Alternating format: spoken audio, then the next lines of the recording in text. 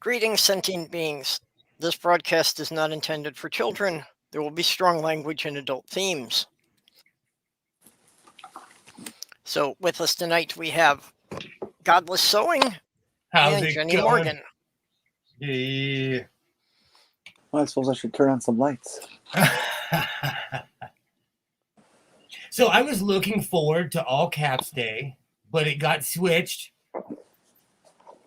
Yep, we got switched at the last minute.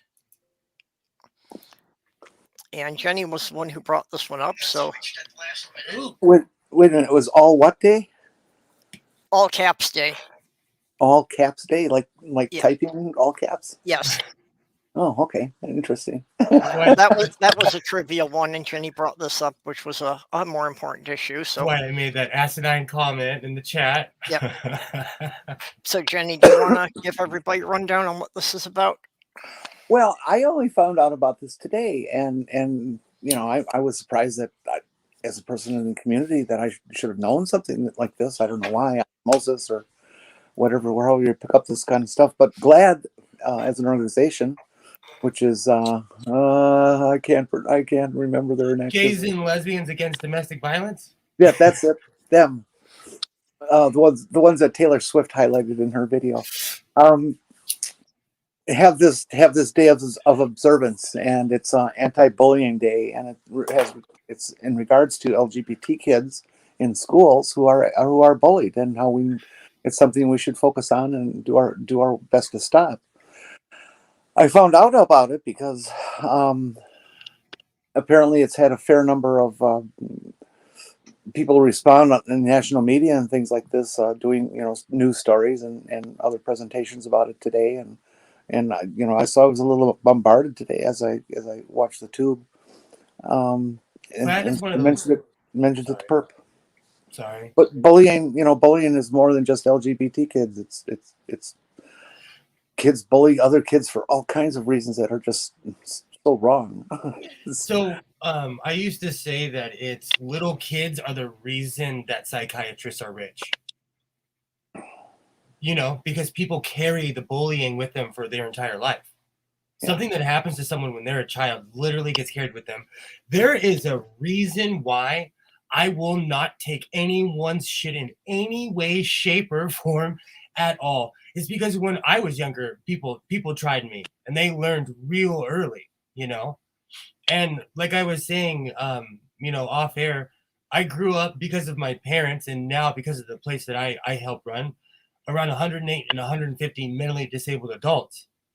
And so my whole life I've kind of been against big mouth people and bullying, because anybody can say anything, but I don't know, bullying is a big deal. But to go back to LGBTQIA plus kids, recently at my at a school my son goes to, it was on the hoity-toity side of town, and they had one trans student. And I knew that because the parents at the elementary school were talking about it. And there was one day, every day I would sit in my car and I would sew and make my crappy patches.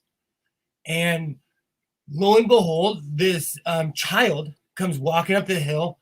I thought nothing of it because over the hill in LA, it's nothing to see a trans person at all. But around here in Trumpland, it's a big deal. Long story short, there was a father, a grown man who I know is older than me, was going to say something. And I jumped out of my car. And because I knew that I intimidated this person, I walked right past this young individual and just looked at the dad. And I said, "Are you effing kidding me out loud?" And I just let him know, like, you can't do that around here, because if you don't stand up, a grown man would have said something to a 15 or 16-year-old child.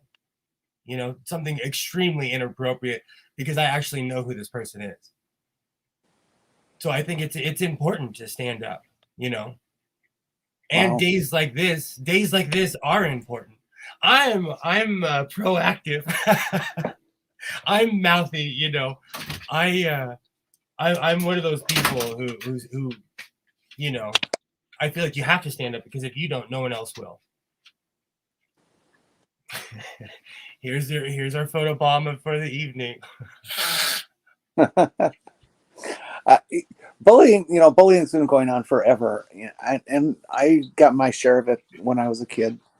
What bothered me most about it, I mean, the bullying certainly hurt. Sometimes it was physical hurt. Sometimes a kid just beat you up for being different and stuff. But I would, come home and tell my dad, and he'd say, "Well, toughen up.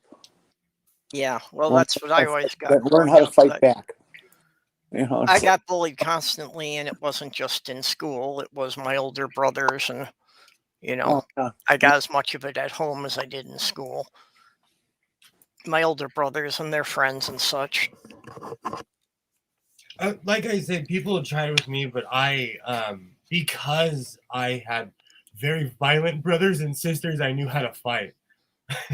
And so I would see it coming a mile away because, I still laugh at when I was a kid, that the white power sign in my family, if someone had it below their belt, you would literally get punched twice for, if you flinched, they flinched at you and you flinched. It was a game, but it was cruel,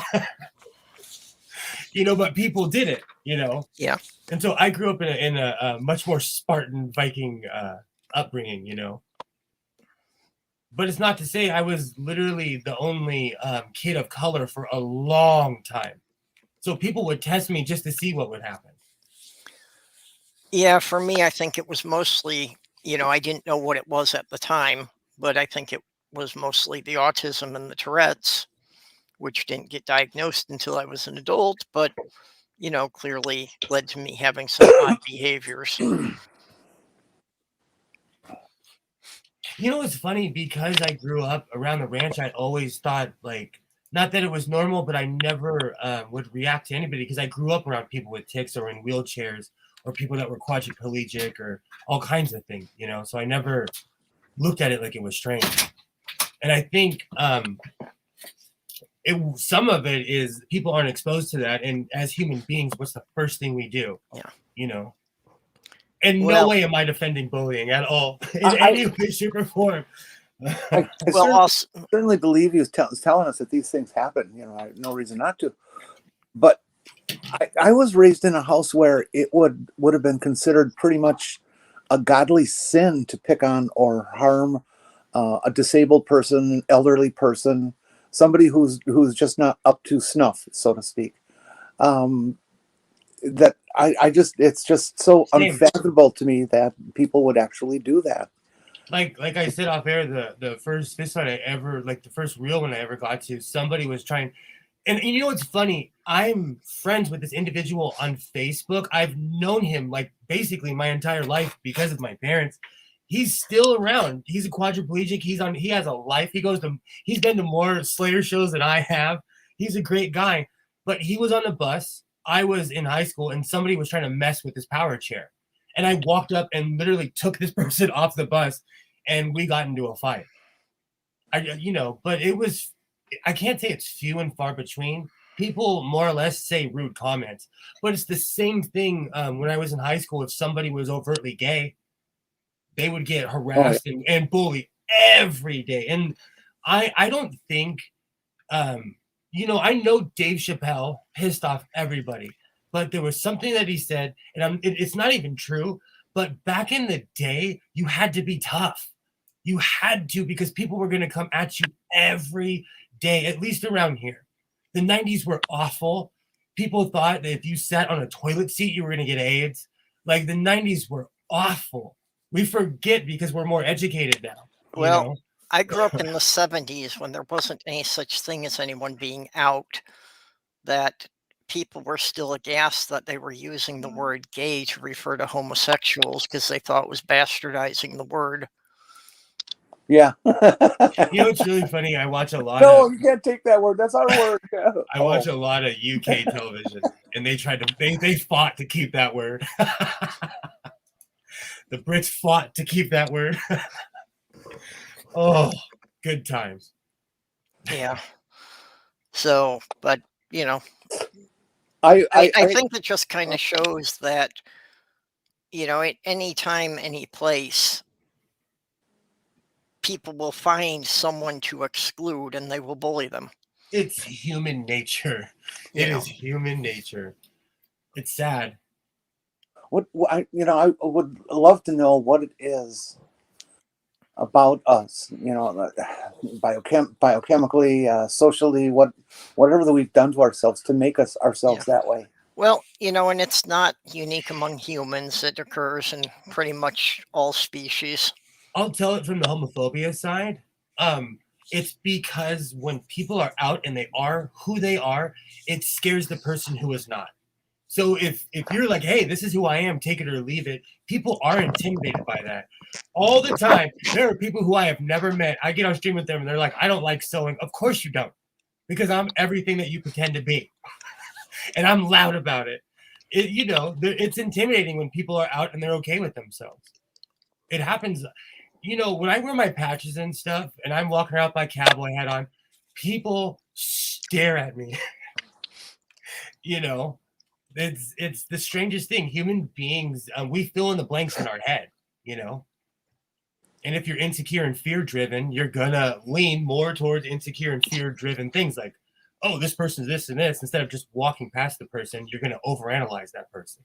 We had a kid in our school, high school, who was cerebral palsy victim, and was in a wheelchair, fairly functional for having gone through. I mean, cerebral palsy is such a wide range of damage issues, but they got picked on all the time, and it's like, retard and all this other stuff, and it's like, no, man, this is cerebral palsy. This had nothing to do with anything other than not having enough damn oxygen when they were born. Absolutely. And for people to assault a child, it was other children doing the assaulting, but still, it just hurts so much to see. I lived in, and we're talking about it in terms of children, but for a lot of people, it doesn't go away. They don't grow out of it. I've had it from adults. I've been bullied by strangers in the public swimming pool locker room. I've been bullied by random men for not having enough chest hair. What? Yeah. Oh, they hate me. I'm smooth-ish. Well, again, now it's become a bit more of a regular thing of some guys, what they call manscaping and that. But, back in the 70s and 80s, no. That you had to fit a certain image of what they thought a man was supposed to look like.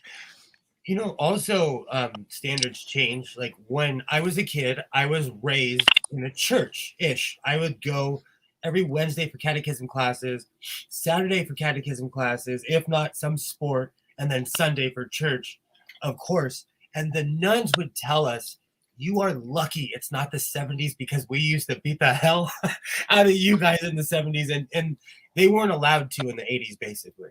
They were told, like, you are no longer allowed to destroy these children, Nuns? I kind of want to meet a nun. Oh, yeah. They were allowed to put hands on people. Stu's trying to say something here. No, I'm listening, but Will talked about nuns, and I'm just saying, I've watched my fair share of porn, so I do want to meet a nun. Hey, Sal. Okay, Stu, how's your setup going for you now? Are you still just on your phone, or have you got something better? No, I'm super sexy and back. Yay! Hey! Excellent.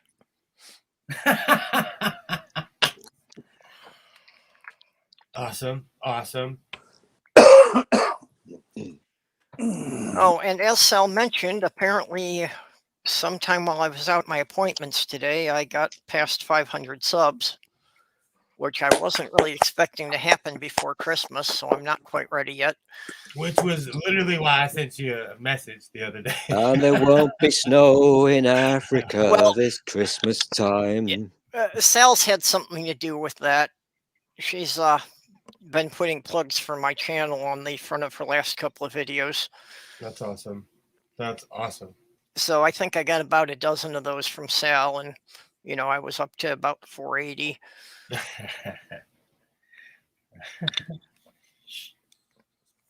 Yeah, Ox is saying 503 now. That's awesome. There you go. So yeah, I need to do something for a 500 subscriber special. I suppose that will be next Wednesday's show, although I don't really know what I'm going to do for it.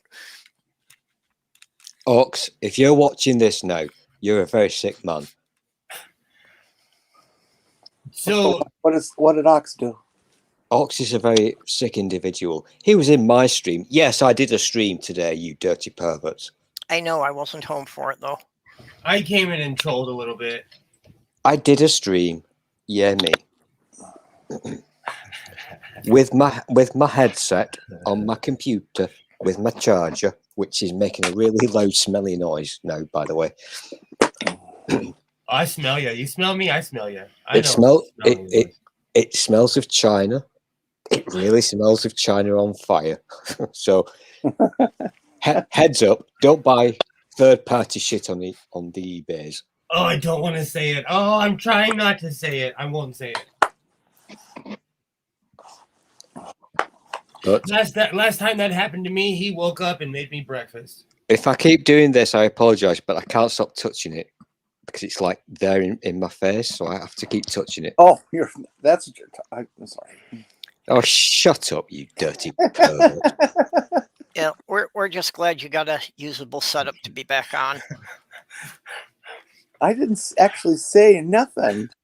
You don't need to. I can read your mind. You're It's such all a in your head. you're such a bag of filth. Well, thank you. You're welcome. Good old sports ball. Have a nice day. Okay. That reminds me before no, let's stay on topic. We're still on topic because I have a ton of stuff to talk about. But let's stay on topic. Stay away from LGBTQIA plus kids. It's different now though. At least see here in California, we have such hardcore like anti-bullying campaigns and laws, but I live in lefty land. When I see like you can on YouTube, I'll try to find the link. There's news reports in Washington and like Oregon of kids like bullying's getting out of control. Also, because I watch Australian news, I saw it a while ago in Australia too. You know, but I think it's more entitled kids. I don't know. People ought to pay attention to what causes these kids to become campus killers. That's what I'm saying too. It's a little bit more hardcore nowadays than in my day, where at 3 o'clock, if you had a problem with somebody, you went out back behind the gym and got in a fist fight. You know, it's a little bit different. What I'm saying is, there's so many of these kids who are opening fire are kids that, if they survive it and get to talk about it, say, "Well, I was so bullied, I couldn't take it anymore." Yeah, There was a shooting Because by my house. There was a school shooting by my house, and the kid wrote in his manifesto he was ruthlessly bullied for being poor, because where I live, there's like kids go to school in Ferraris, you know, and if you're poor, it's intimidating around here. And he shot. I have to look it up, but I think he shot 2 or 3 kids. And this was a year and a half. This was like right before the pandemic. Mm-hmm. Well, before all the lockdowns and everything, you know, and you know, it's still going on to this very day, is what I'm trying to say. I mean, you got to prosecute a kid for doing that act, but I also feel very sorry for them for having been forced to do that act. That it was society that warped you to that degree.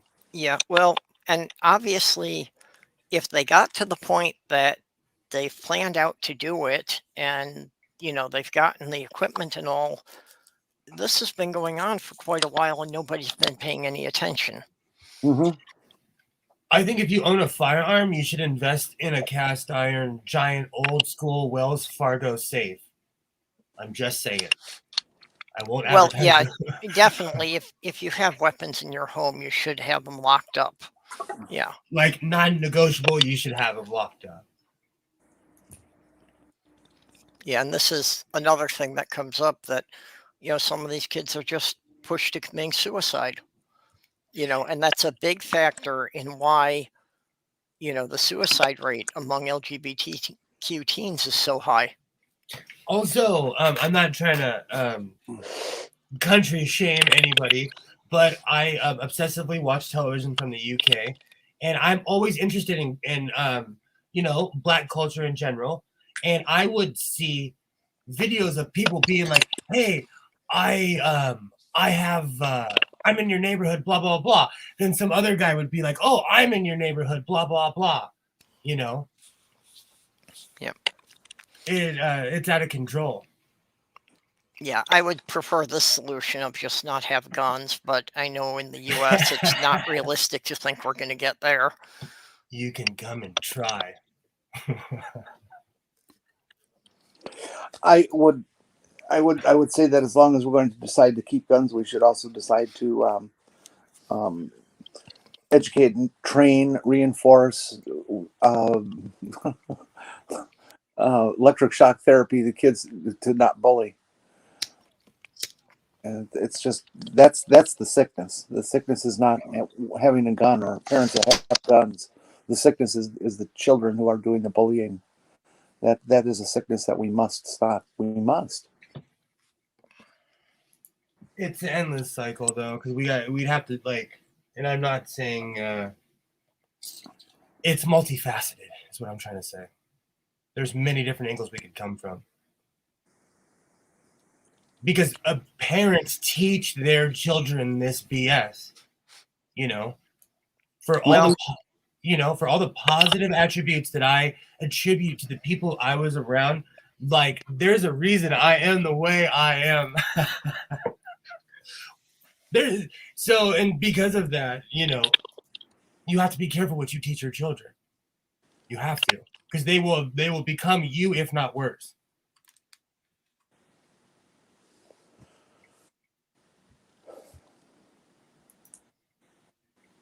It's more hardcore in my area because we have literally the haves and the have-nots, to the point where they send the kids who are like less socioeconomically bound. They send them to one high school and they send all the rich kids to another high school,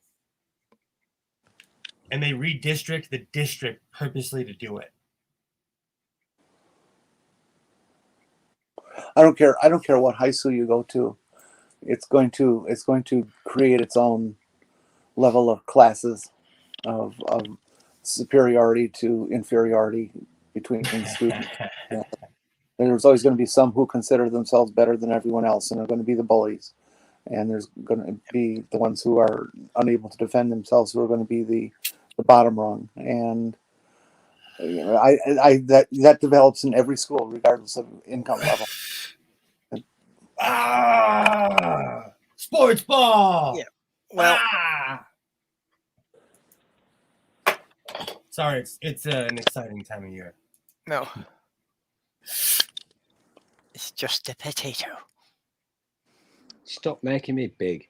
I'm doing science. Fuck off. I'm trying to balance a potato on my unfeasibly stupid fucking microphone. Would that be one of those giant American potatoes or some bitty bitty British potatoes? Oh, fuck you. You. Yeah.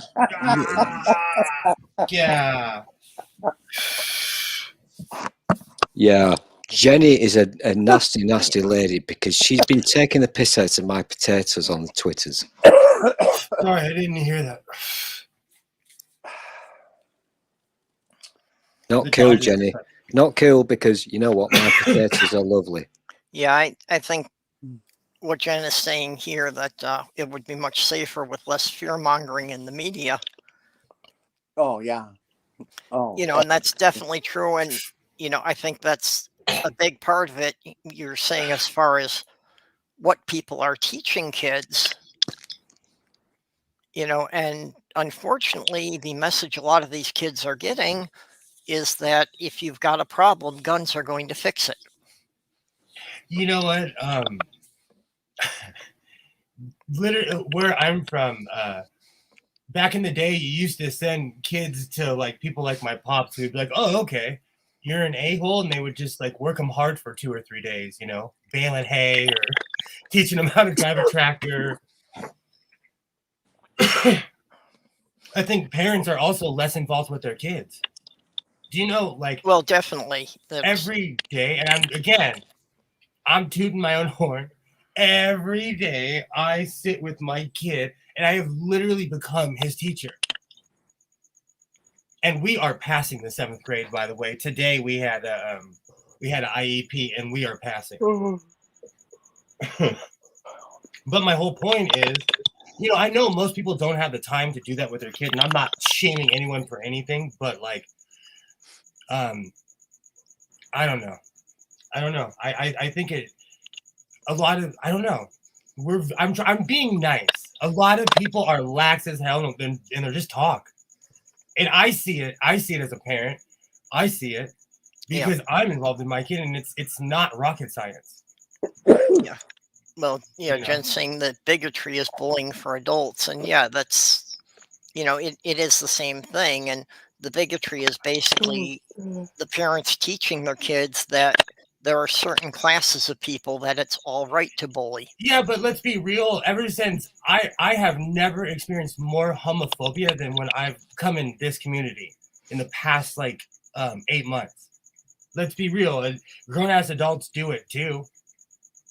People, like I said earlier, people are scared as hell when someone is out and they are who they are.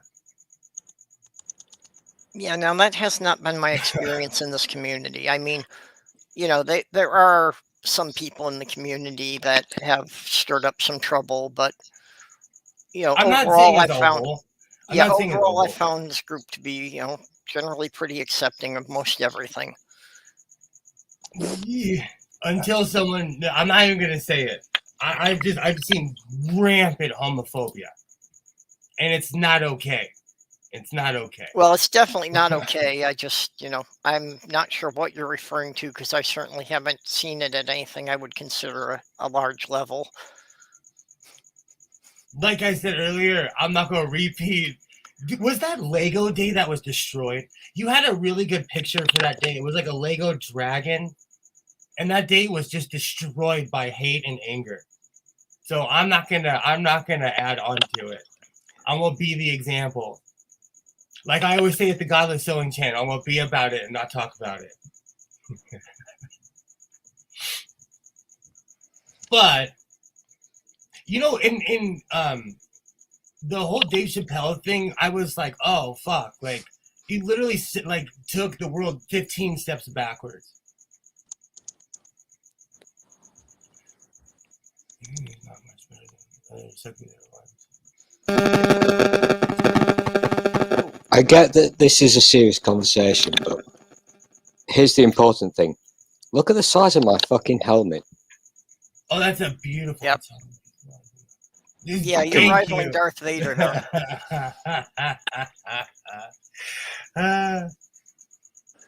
I'm gonna be nice and not say anything. But look, I fixed this. I literally brought this back to life without all the drama of a resurrection, and you can actually see it exists.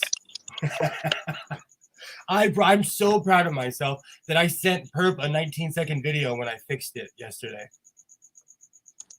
What was wrong with it? It was completely seized, and what happens is, also it was in a fire because I I'm live 12, in California, and the back piece is completely burnt. But this is a serger; it's metal, completely all and all through. So I cleaned it. I brought it back to life. I took all the fire damage off. This top piece is still a little burnt up here. No, you guys are awesome. I love all you guys. I'm not talking about any of you guys. I'm just talking about things that I've seen. Well, maybe you, well, actually, Polymathic, I don't even know who you are. So sorry. But anyways, I brought this thing back to life utterly and completely, and it's beautiful. Absolutely beautiful. And because of my experience with the sewing machines, it actually it's way easier. Because most machines, what happens is people don't take care of them and they get lost because all the thread and all the crap falls under and it just becomes gunk, you know? And so I took the face off, cleaned it out, And if something's seized, like I always say, all it takes is a little loop. Just get it going. I turned its gears. I put on some Barry White, and then it started working.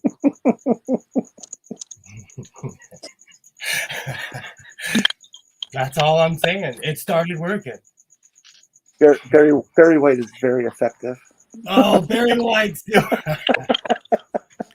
Yeah. I had mentioned before that I was looking for a machine I could part down for a project. And I happened across one at the thrift store. Now I found this little underpowered Singer mini serger. Throw it on stream one day and I'll walk you through it. There's a few steps that you can do to unlock it because well, no, I mean, this one, it was obvious what was wrong. Something's out of alignment and the needle kept hitting the pressure foot. Mm-hmm. But, you know, it's, I've got a better serger, haven't learned how to use it yet, but, you know, it's really, but, you know, this one I'm just going to cut apart so I can part it down. I just need the motor and the pedal for a project for Sloth Girl. You know, I talked trash when I got the embroidery machine from my stalker. And you know what? I still don't know who it is. And it's still kind of creepy that no one said anything, but thank you again. But I talked a lot of trash about, oh, I didn't break a needle. Because on the machine, everybody was like, oh, I'm going to, you know, you're going to break a needle. You're going to break a needle. I didn't break a needle. First thing I did when I turned this thing on was break a needle. So I'm not going to talk shit anymore. And you still haven't figured out who sent it? No. Hey, Dick. Hey. How's it going, everybody? Awesome. Oh, I just had the weirdest thing happen. You were all talking through my surround system because I had all my shit screwed up in the background, but I just fixed it. That was weird. How's everybody doing tonight? Oh, Great. doing okay. I can't stop yawning. I'm sorry. Oh, Dick, I had an IEP today with all my son's teachers and everything. Oh, how'd it go? Oh, medium rare. No, you know, they're good people. They try. We're in a pandemic. Like, he's not at school right now. He's at home learning. So, you know, he's doing all right. He's doing all right. So that's all that counts. We have one coming up, so I know exactly. I mean, you know, a couple a year, right? But it's weird. Like it made a lot more sense to be doing this when my son was in a proper school. But we've been homeschooling for a few years now, and I'm not sure I understand the point when I'm pretty much in complete control. I mean, really, I'm just, you know, the meeting is a bit more about me making sure I have the extra support and guidance and making sure they're in on the plan now. You know what I mean? There's a difference, isn't there? I recently told my regional center, like Godfather style, I was like, what's the point of you? What are you doing in my kid's life that's gonna help? I'm kicking out all these people who are making money off of my son right now because, you know, there's a lot of people who get paid a lot of money and they're not doing anything because I'm in the same boat. I was saying earlier, like, I know that my kid's passing because I sit there. We're passing. Yeah, man. Yeah. You know, so I'm the same, but I try to be polite because I send heavy emails. I'm always like, because they'll send me like, oh, this and this didn't happen. I'm like, if you can't help my son, send me to a school that can, or stop wasting my time. You know, I've got to say this. I'm really struggling. It's a long time since I talked to a sexy dick. I think it was back. It was about 6 months ago. And you know what? I hate you, Dick, because your voice makes my penis hard. A lot of it is mic tricks.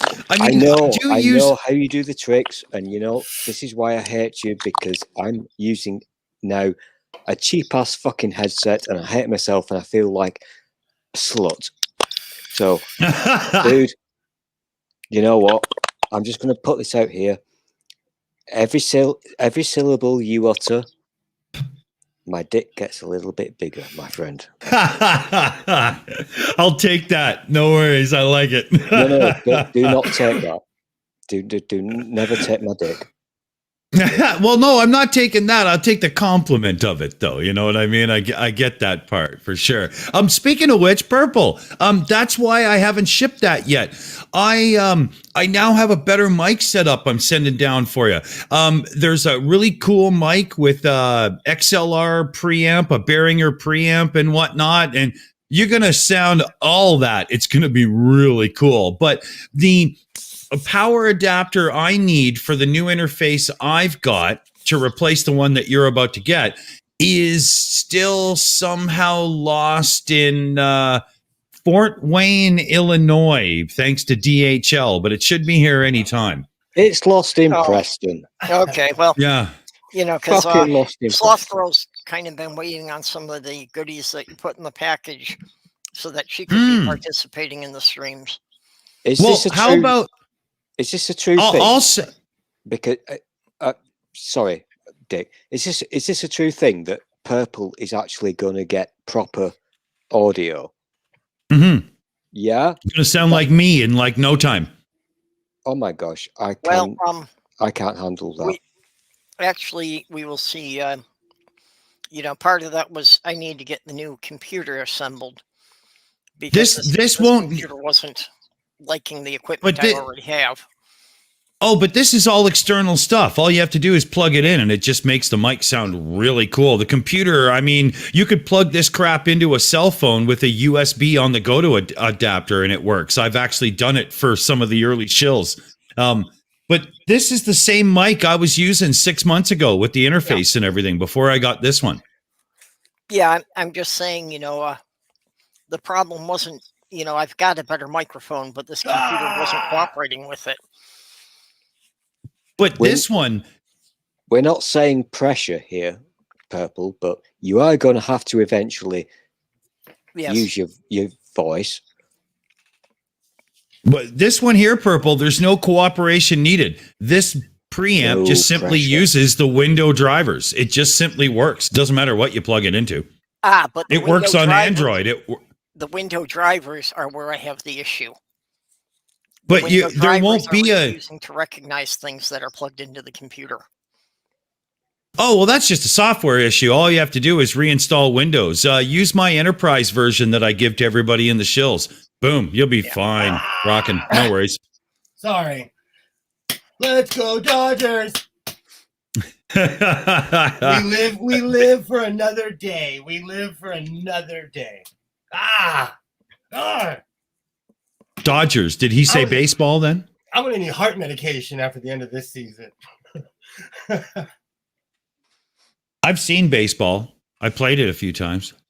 I'm a hardcore Dodger fan. I'm really not into sports ball anymore, but that's my team.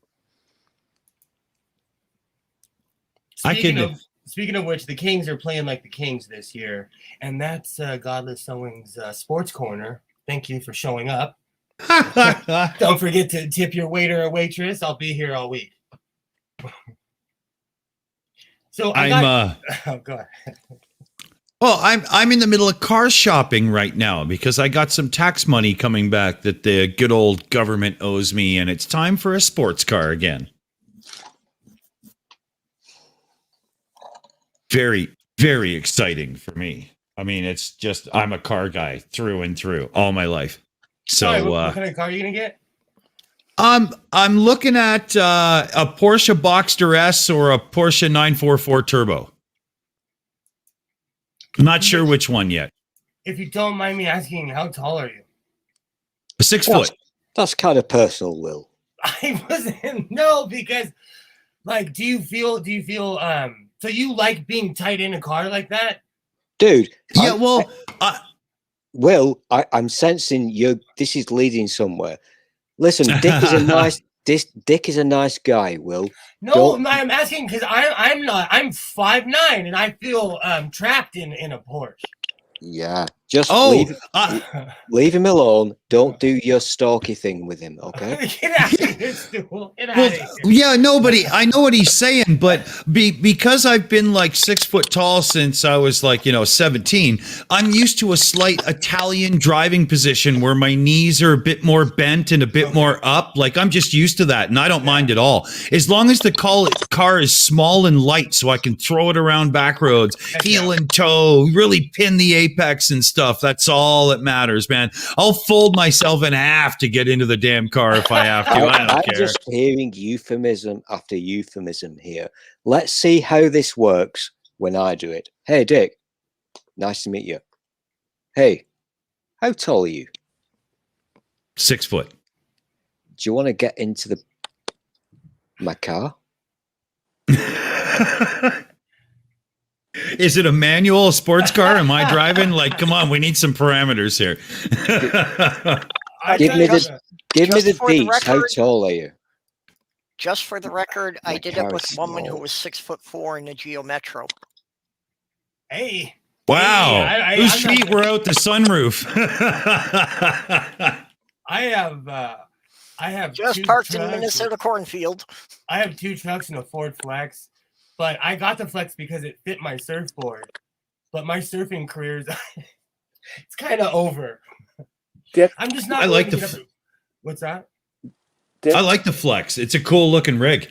Oh, I love my Flex. I love that thing. And Dick, I can put a ton of stuff in it. in the between the cars that you mentioned you're looking at, Yeah. the only sensible choice is the 944, because a Boxster is a very expensive to maintain, and B, it's a girl's car, and Yeah, fuck you big girl. and secondly, No, you shouldn't be looking at either of those. You should be looking at like a 95 M3. Now I know why. Okay, Jim- I've already- Jenny, the comment of it being a girl's car coming from you. Just, yeah. Well, I You get know, aren't that, we but supposed Yeah, to try I- to get rid of the sexual stereotypes like that? Not for some cars, just demand it. I'm sorry. yeah, well, it is a bit of a Miata in a way, but it's not, because it's a real handling driver's car. I mean, it's got a 911 front end in it, but it's mid-engine. It's tight around the corners. They're a killer car. The problem is the fucking IMS bearing. If it's not taken care of, that engine could implode. But the the other thing- 944 turbo. You need to know about a Boxster is go talk to do-it-yourselfers who know what it takes to work on that motor, and even for basic tune-ups. What you Yeah, have to the, keep that system. Oh, I'm more than familiar with like doing a lot of my own wrenching. I mean, I did my own timing on a 944 turbo on my last one and whatnot, right? So I'm very competent that way, which is the benefit that I have versus a lot of people of buying a car like that, right? As I But understand it, with- on a Boxster, to replace the spark plugs, the step one is remove engine. no. You may want to check on No. Hey, I have a shop. Well, I actually know for a fact, because I have checked on it, Jen. That's the whole thing. And there's no drop in the engine for the plugs on a Boxster. It's actually the access from underneath is very good. And when it comes to the clutch and the timing and whatnot, it's only the tranny out. It's not even a full engine out. They're not as bad as you would actually think. I mean, especially considering like the 914 mid-engine from back in the day and stuff. That was an instant engine out for everything, right? Yeah. But they're not that bad at all. They're not that bad at all. I was actually surprised when I started looking into them. Although I if you had a get, Chevy if you get a Venture 946, if you get a 946, they're worth all the trouble. Yeah. I had a Chevy nine- Venture minivan that the manufacturer's instructions for changing the spark plugs involved taking off 2 of the engine mounts and rotating the engine forward to get to the back 3 plugs. Well, that's not too bad. Wow. But still, that's pretty poor engineering for a family vehicle. Yeah. Like, come on, really? You thought that was a good idea? On the BMW 750 in its first years, the sequence was step one: grow 2 new elbows on each arm. Yeah. there's a whole line of Ford trucks where if you have an oil leak, you're screwed because they have to pull the entire engine. And I have ones growing weeds in front of my house. It's TARDIS blue. And if you give me $3,000, it could be yours. I'll ship it to you. Even more scary though is the 3-valve Ford engines. I think it's the 6.3 liters. Oh, yeah. Oh dear God. Oh dear God. They're just time bombs. Wow. My brother had an engine, and they had an engine replaced on his GMC pickup, and step one was remove cab. Yeah. remove the whole body of the truck, in other words. Yeah. For those who don't know what cab is. You know, in my 88 Ford, you open the hood and the entire engine is right there. Everything that you need to work on is literally right there. Yeah. Not like in new cars where you're sitting on or my Flex is all computers. Yeah. Quite literally. That I take.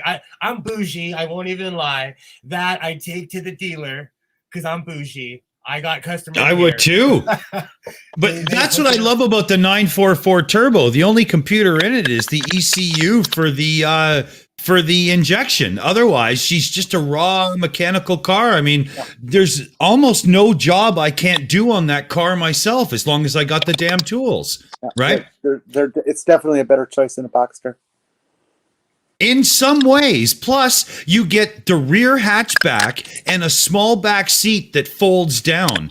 In the Boxster, you do have a front and rear trunk, so the cargo area is good. But no matter what you do, a Boxster does not have a small back seat. There's nothing you can do there. And what 50-year-old guy needs to be seen in a fucking convertible? That's another thing. It's just... hi, how you doing? My balls have shriveled, and here I am. Yeah, it's me. Come to LA. It is the land of giant trucks and little cars. Yeah. And everybody's having a midlife crisis. But I will say, and my pops used to always say that, whenever you see a classic car around here, it's never a young guy driving it. So that's cool. I'll see a classic car, and it's some guy in his 60s or 70s who's been working on it, Yeah, which I like. I can respect that. Heck yeah. What's your price range that you're going to spend? I'm going to go up to about $15K because, I probably got, it doesn't matter, but I have $15K to spend, but I'd like to keep it more around 10 or 11. And in my area, if I'm willing to fly 1,000 miles or something, I can get, I have a couple of 944s and 3 Boxsters that I can pick from. So I'm looking, but I also found a couple others that are pretty cool too. I found myself an absolute mint low mileage 500 SEL. And I mean, it's not a sports car, it's a GT car, but that's a damn fun ride, I'd look for something in the C300 class myself, but I know what you're saying. Well, I've done the BMW thing to death before I did Porsches. I've had 6 of them, right? That's a Mercedes model. No, but to your point you were saying before with the M3, right?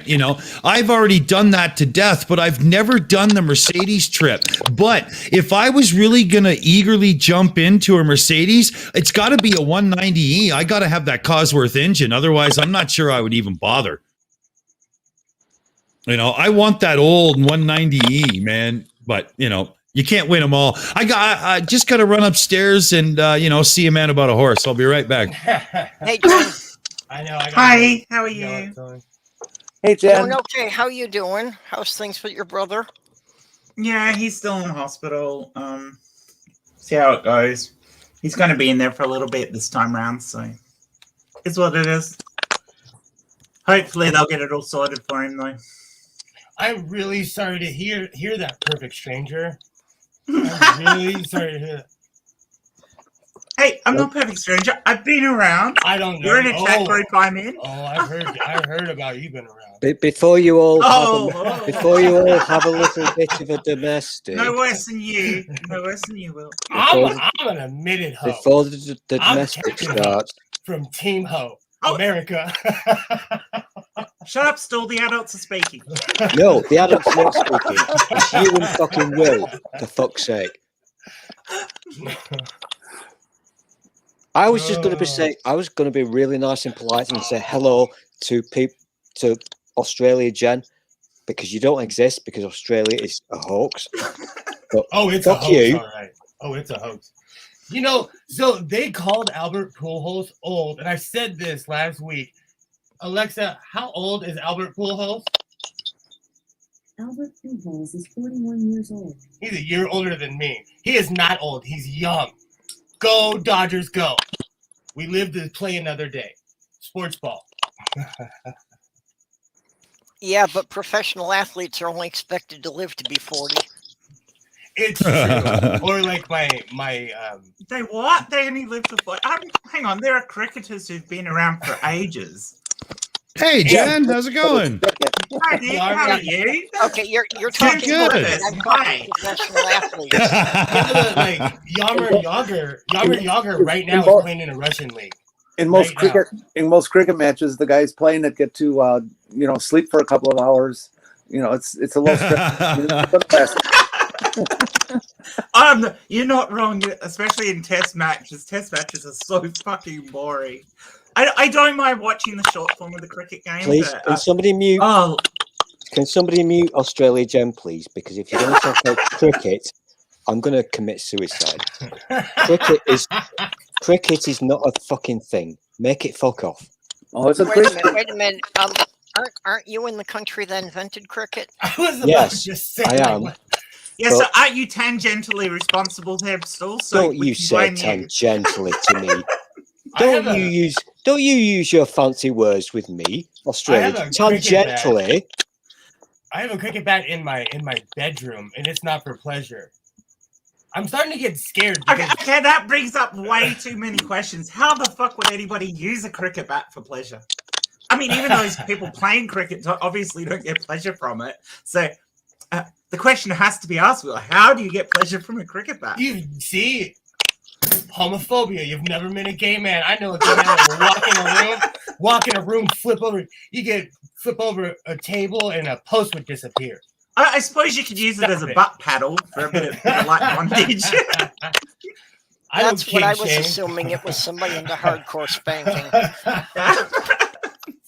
It's got a nice flat side. Baseball bats just don't work the same. I suppose you could use a hockey stick. It's got a flat bit. You people are perverts. They curve them though.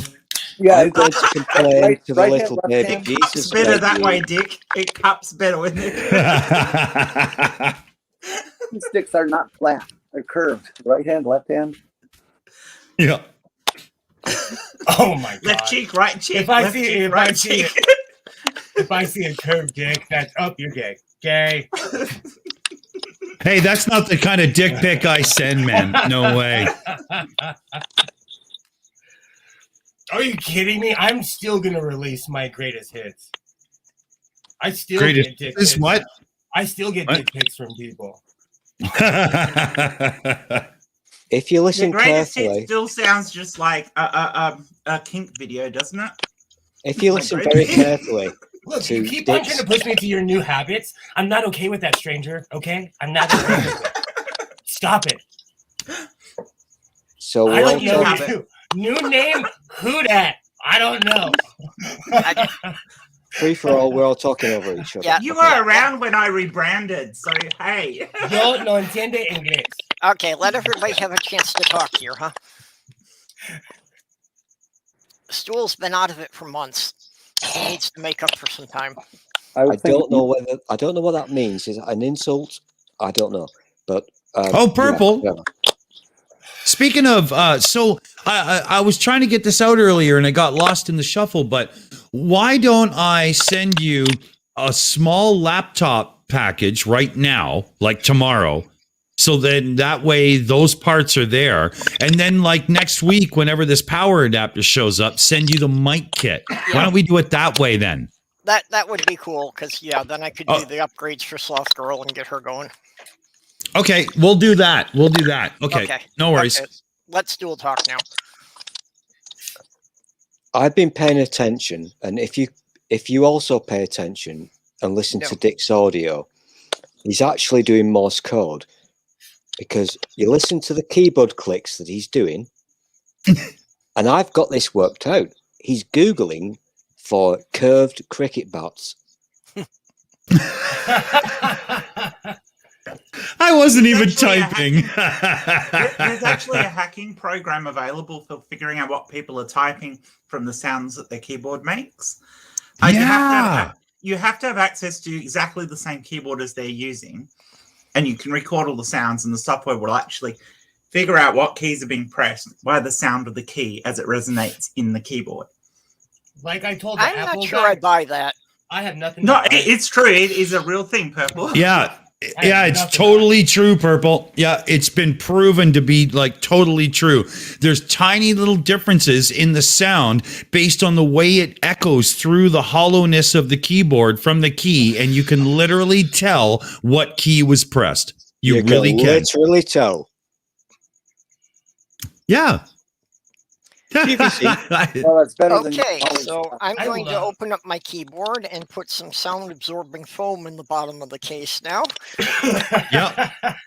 Yep. You're not wrong, Purple. You're not wrong. That's how it has to be now. I recently, Jen, along those lines, I saw a report where they could tell how many people were in a room and what was going on just by watching the way the light changes on the walls with a certain camera. Yeah. And they could tell by the movements of the shadows on the wall and stuff. The computer AI was able to figure it out, and it was right like 99% of the time. Yeah, that's some the scary ass part. crap, man. Computers are absolutely awesome at picking up patterns. They're crap for most of anything else, but they're awesome for picking up patterns. And Yeah, just like that's humans. The whole thing with the keyboard. Pattern Although recognition, anyone right? panicking about that keyboard thing is missing the fact that the person has to know exactly what model of keyboard you have.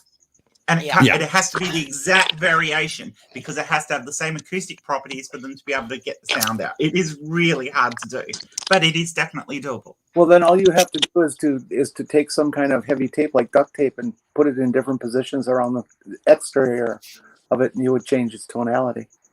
Yep. If you want to hack me, go ahead. I have nothing to hide. Just don't be squeamish. Don't be squeamish. That's so wrong.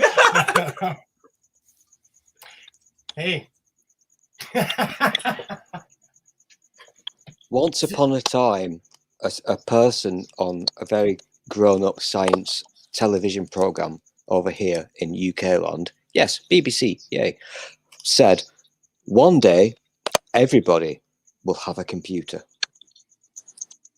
in their own home. Yeah. Fuck. What the fuck? That's never going to happen. Yeah, but I have Future Life magazine from the 80s, and they thought we'd be living on the moon by now. Like, legitimately, like, you know.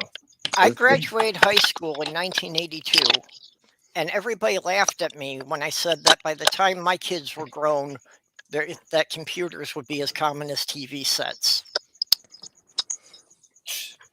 Can I bring you back to bullying in a bit? When Jenny's done.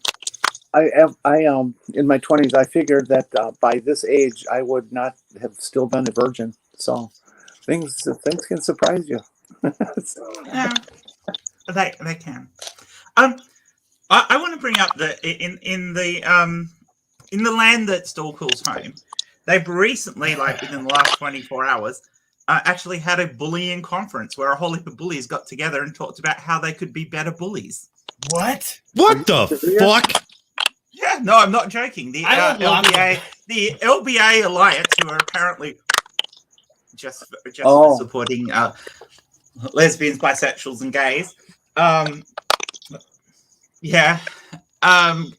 a conference about how they could persecute anybody they didn't think fit under their definition of being lesbian, gay, or bisexual. Well, let's be real. That is Turf Island. That's real. Oh, it is Turf Island. But yeah, literally had a conference on how to do it. They actually had nearly 400 people show up for this thing.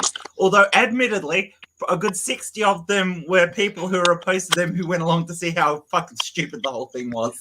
Oh, I forget their name, but one person got the law change that recently got rescinded. Oh, I forgot their name. I have to look it up now. You're talking about Kira Bell? yeah, Kira Bell. Yeah. Yeah, that would never happen here. That would never. Yeah, well, it's been. I mean, it's gone now. The court's overturned the decision. They basically said the judge had overstepped his bounds and didn't actually understand what he was talking about.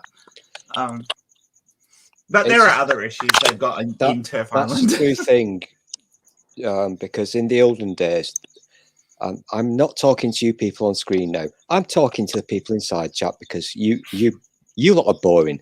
So that was actually a thing, Junior. Because in the olden days, it was predicted that everybody would have a computer in their house. I have a BBC Micro to prove it. I really do. Oh, you still got one, Dick? Well, I never had one in the beginning because I'm Canadian. They never sold here at all. But I was wondering. Yeah, I'm an 8-bit. Like, I'm an 8-bit crazed guy. I got all kinds of systems. Yeah, cool, Jen. Right on. Yeah, well, like, Love it. Is that it? Hey, Jen, is that an Epic's fast load that's in it? No, that is a modern recreation of the final cartridge. Oh, cool. Right on. Cool. It's actually in a Tooth Invaders cartridge because I had a dead Tooth Invaders and I bought the new one with that. The final cartridge. That's the final cartridge 3, but it's with the extra ROM set in it, so it's got like you can run a whole heap of extra things like Simon's Basic and it's things kind like that. of a well-known fact that when Australia Jen displays her Commodore things on screen, I do tend to get a little bit aroused. I'm a Commodore fanatic. Like, should I get a 1541 floppy drive as well? Cool. My first computer, Jen, was a PET. Oh wow! Yeah, I really had one. Yeah, and 64. Yeah, I actually graduated just before the 64 went on the market. I was still looking at if I could pick up a VIC 20, which at the time was selling for like $300. Yeah. I think you're overthinking this thing, people. I know it's important that we embrace the history of how we've progressed, computer-wise, IT-wise. That's a wonderful thing and it's exciting. But here's the thing. I'm 12 and I like it when Australia Jen makes the clicky noises. You like the clicky noises on the keyboard? I like the clicky noises. If you like those clicky noises, you've got to hear a proper full keyboard Commodore PET with a metal chassis being typed on. Actually, to my honest, God. I think that depending on which BBC you have, the BBC is every bit as nice as that. Oh, the B. I have a B. And it's lovely. Well, is the Model B the metal case version or the plastic? Metal. Yeah.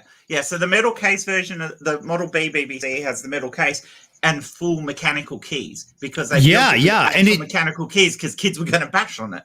So it has all this. It's got that beautiful sound of modern mechanical keyboards. That really, but it echoes in it chassis. Metal, with the metal chassis, you get a brighter sound out of those mechanical switches, not that dull from the plastic. It's freaking beautiful. It is a gorgeous sounding machine. Am I the only one in this panel who's actually got an erection right now? No, you're not. No, you're not. I think you always do, and you're just down there wanking the whole time. So that you're just wank a lot. What do you have to say? You know what? The Commodore PETs were gorgeous. Absolutely, they were gorgeous. I honestly think, as much as I love the Commodore 64, a Commodore made an awful lot of mistakes in the way it developed its computers. After the 64, it did. Everything they did after the 64 was ridiculous. Did you know that at the time there were two? This was the problem with Jack Tramiel. He would see a project and go, well, it's going to cost us this much to do, but it looks cool. So let's spend money on it. Everything was exactly the same. So they wasted shit tons of money dual developing things. At the time and the battling between but battling between Trammell and Gould wasted more money than any company ever did in its life. Those two hated each other, but they were friends. Yeah. The Commodore and Atari. It is ridiculous. But the reality was the VIC-20 was not a Commodore project originally. Bob Games was developing a machine for his own personal use and developed the chipset that went in the VIC-20. It was his project. But he was using Commodore money to do it. He was screwing around. Yeah, he was building a mini pet for home use. And Jack budgeted it. He thought, oh, this is cool. We could sell it as a cheap little machine. At the same time, Commodore were funneling money into the next version of the pet, which was quite extravagant in its ideas. It would have, at the time, been better than anything that was currently on the market because it would have come out about the same time as the VIC-20. It would have had 128K of RAM, 16 colors on screen for its graphics mode, still have the sprite type functions that the 64 had. The problem was that it was going to be delayed by about 6 months, and Jack demanded that they have something to show at the it was CES computer show. See, that's right. And Jack said, "We have to have something." And Bob goes, "Hey, so he went with the mini pet. Is ready. Let's sell the mini pet." And the entire project, which they had spent thousands and thousands of dollars on, got shelved. Some of it survived in the VIC-2 chip, but it wasn't exactly the same chip. They cut it down to become a game system, which is why the Commodore 64 is a little bit gimped. Oh, come on, Mario. Well, the 64 grew out of the Commodore Max, which was supposed to be a cartridge-based game system like the Atari 400 with a membrane keyboard, right? Even the SID chip is gimped. Bob Games, who developed the VIC-20, went on to develop the SID chip. But his original plan for the SID chip was a 32-voice analog oscillator. And that would have been better than what the Sonic had later, which Bob also developed, by the way. Because he was fucking amazing. But the fact of the matter was, every little thing that made each of these things not quite as good as what they could have been was always because Jack would say, "Oh, there's a big show coming up. We can have extra sales if we get it out in time. Rush it." Hey, if you want, and that's what Commodore did all the time. They just rushed it and wasted money by spending it across different things. But Jen, they were even worse after Trammell because the +4. What was that? What was that? What were you thinking? Well, the +4 shouldn't have been. It was never meant to be. The 16 was meant to be, and that was the Jack's 264. The 264, the Sinclair killer. The Sinclair killer. But the Commodore didn't understand what the project was about. No, and then the marketing department got a hold of it and killed it all, right? As much as I love the Commodore 128, it was a complete waste of fucking time. They already had the Amiga on the go. It was a waste of money. And it pulled away from another project that Commodore were working on a laptop. The LCD laptop, the glass laptop. I know. It was basically a Commodore 64 with some of the trimmings removed and some other better things put in, like it actually had an 80-column. But instead of like the SX64 with the little tube, it had an LCD. It was going to be amazing. Because they decided, we need another computer to bring out. No way. It's going to be running late. Yep, I used to have an SX64. Wow! They are so hard to get hold of now. I stupidly, I had like 50 pounds and had no battery, and they called it a portable. It was the same idea as the compact portable. Actually, but Commodore did it first, 6 months before. Can I do a quick because of that stranger that can't stop talking over there? I now know the worth of my 3 Apple IIes, which I have everything. All the external drives, floppy disk, games, everything. Hey, if you want to see some real retro computing, it's worth a lot of money. The Con of the North Gaming Convention every February in Minneapolis, we assemble a network of Atari STs just to play MIDI Maze. Cool. I was an ST guy all the way because of the MIDI ports, being a musician, right? I've got to do this. I've got to do this. I've got to do this for the benefit of viewers who may be young and vulnerable. I have mottos in my life. Number 1 is never stick your dick in a blender. Number 2 is please never mention Commodore products to Australia Jen, because this will literally go on for like the next 6 hours and she will masturbate. So let's think before we No, speak. I won't do that to people. Last time I masturbated on a stream, it got taken down by YouTube. Admittedly, it took them 12 months, but Interesting. Jen, we have to schedule a retro computer stream with some people. We have to get a crew together and do that. This has to be done. I want to be in for this. Also, I would like to do it naked whilst eating a cucumber. Off naked camera, retro sure. You computer can do stream. whatever We you can want. do a naked Yep. retro computer stream. I think that shows our geekiness. I'm not so sure that's geekiness, but it's definitely something. It's something. Don't make me sound like a weird person. I saw Australia Jen's left bosom the other day. I didn't say weird. That's just kinky, man. Go for it. Fucking Who do hasn't? what you gotta do, man. I like kink. but, Meanwhile, we're not supposed to go into that. Meanwhile, at the sports desk, the Oilers are beating the Coyote 4-1. Back to you, Dick. Oh, that's No one hockey. I cares should about actually know that. Yeah. This is my time of year. Like, baseball playoffs are going, hockey's on every day. I got ESPN Plus, and I can now obnoxiously watch any game that's on at any moment. And because Jeff Carter's having a career year already, they traded him off of my team, so I'm watching the Penguins this year. I'm watching the Rangers now because of Ryan Reeves. I've got He a loves question to for you, fight. Will. Just before hockey season starts, do you have PHT? Pre-hockey tension. Never. I like, you know what, hockey is a great sport. And this year, they have had so many fights. People came out ready to kill each other this year. It's awesome. I'll happily be called a dork. It is based on awesome. that. I know people, you know, they don't like violence in sports, but in hockey, they get down.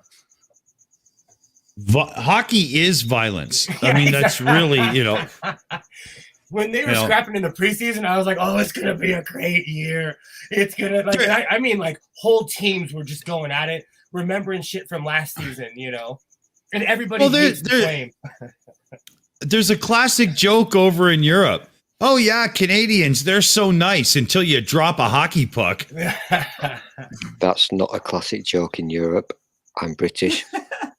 I was Yeah, up in Well, I've only ever heard it from the British crew on the shills. So there you go. You got to admit that Britain is no longer part of Europe anymore.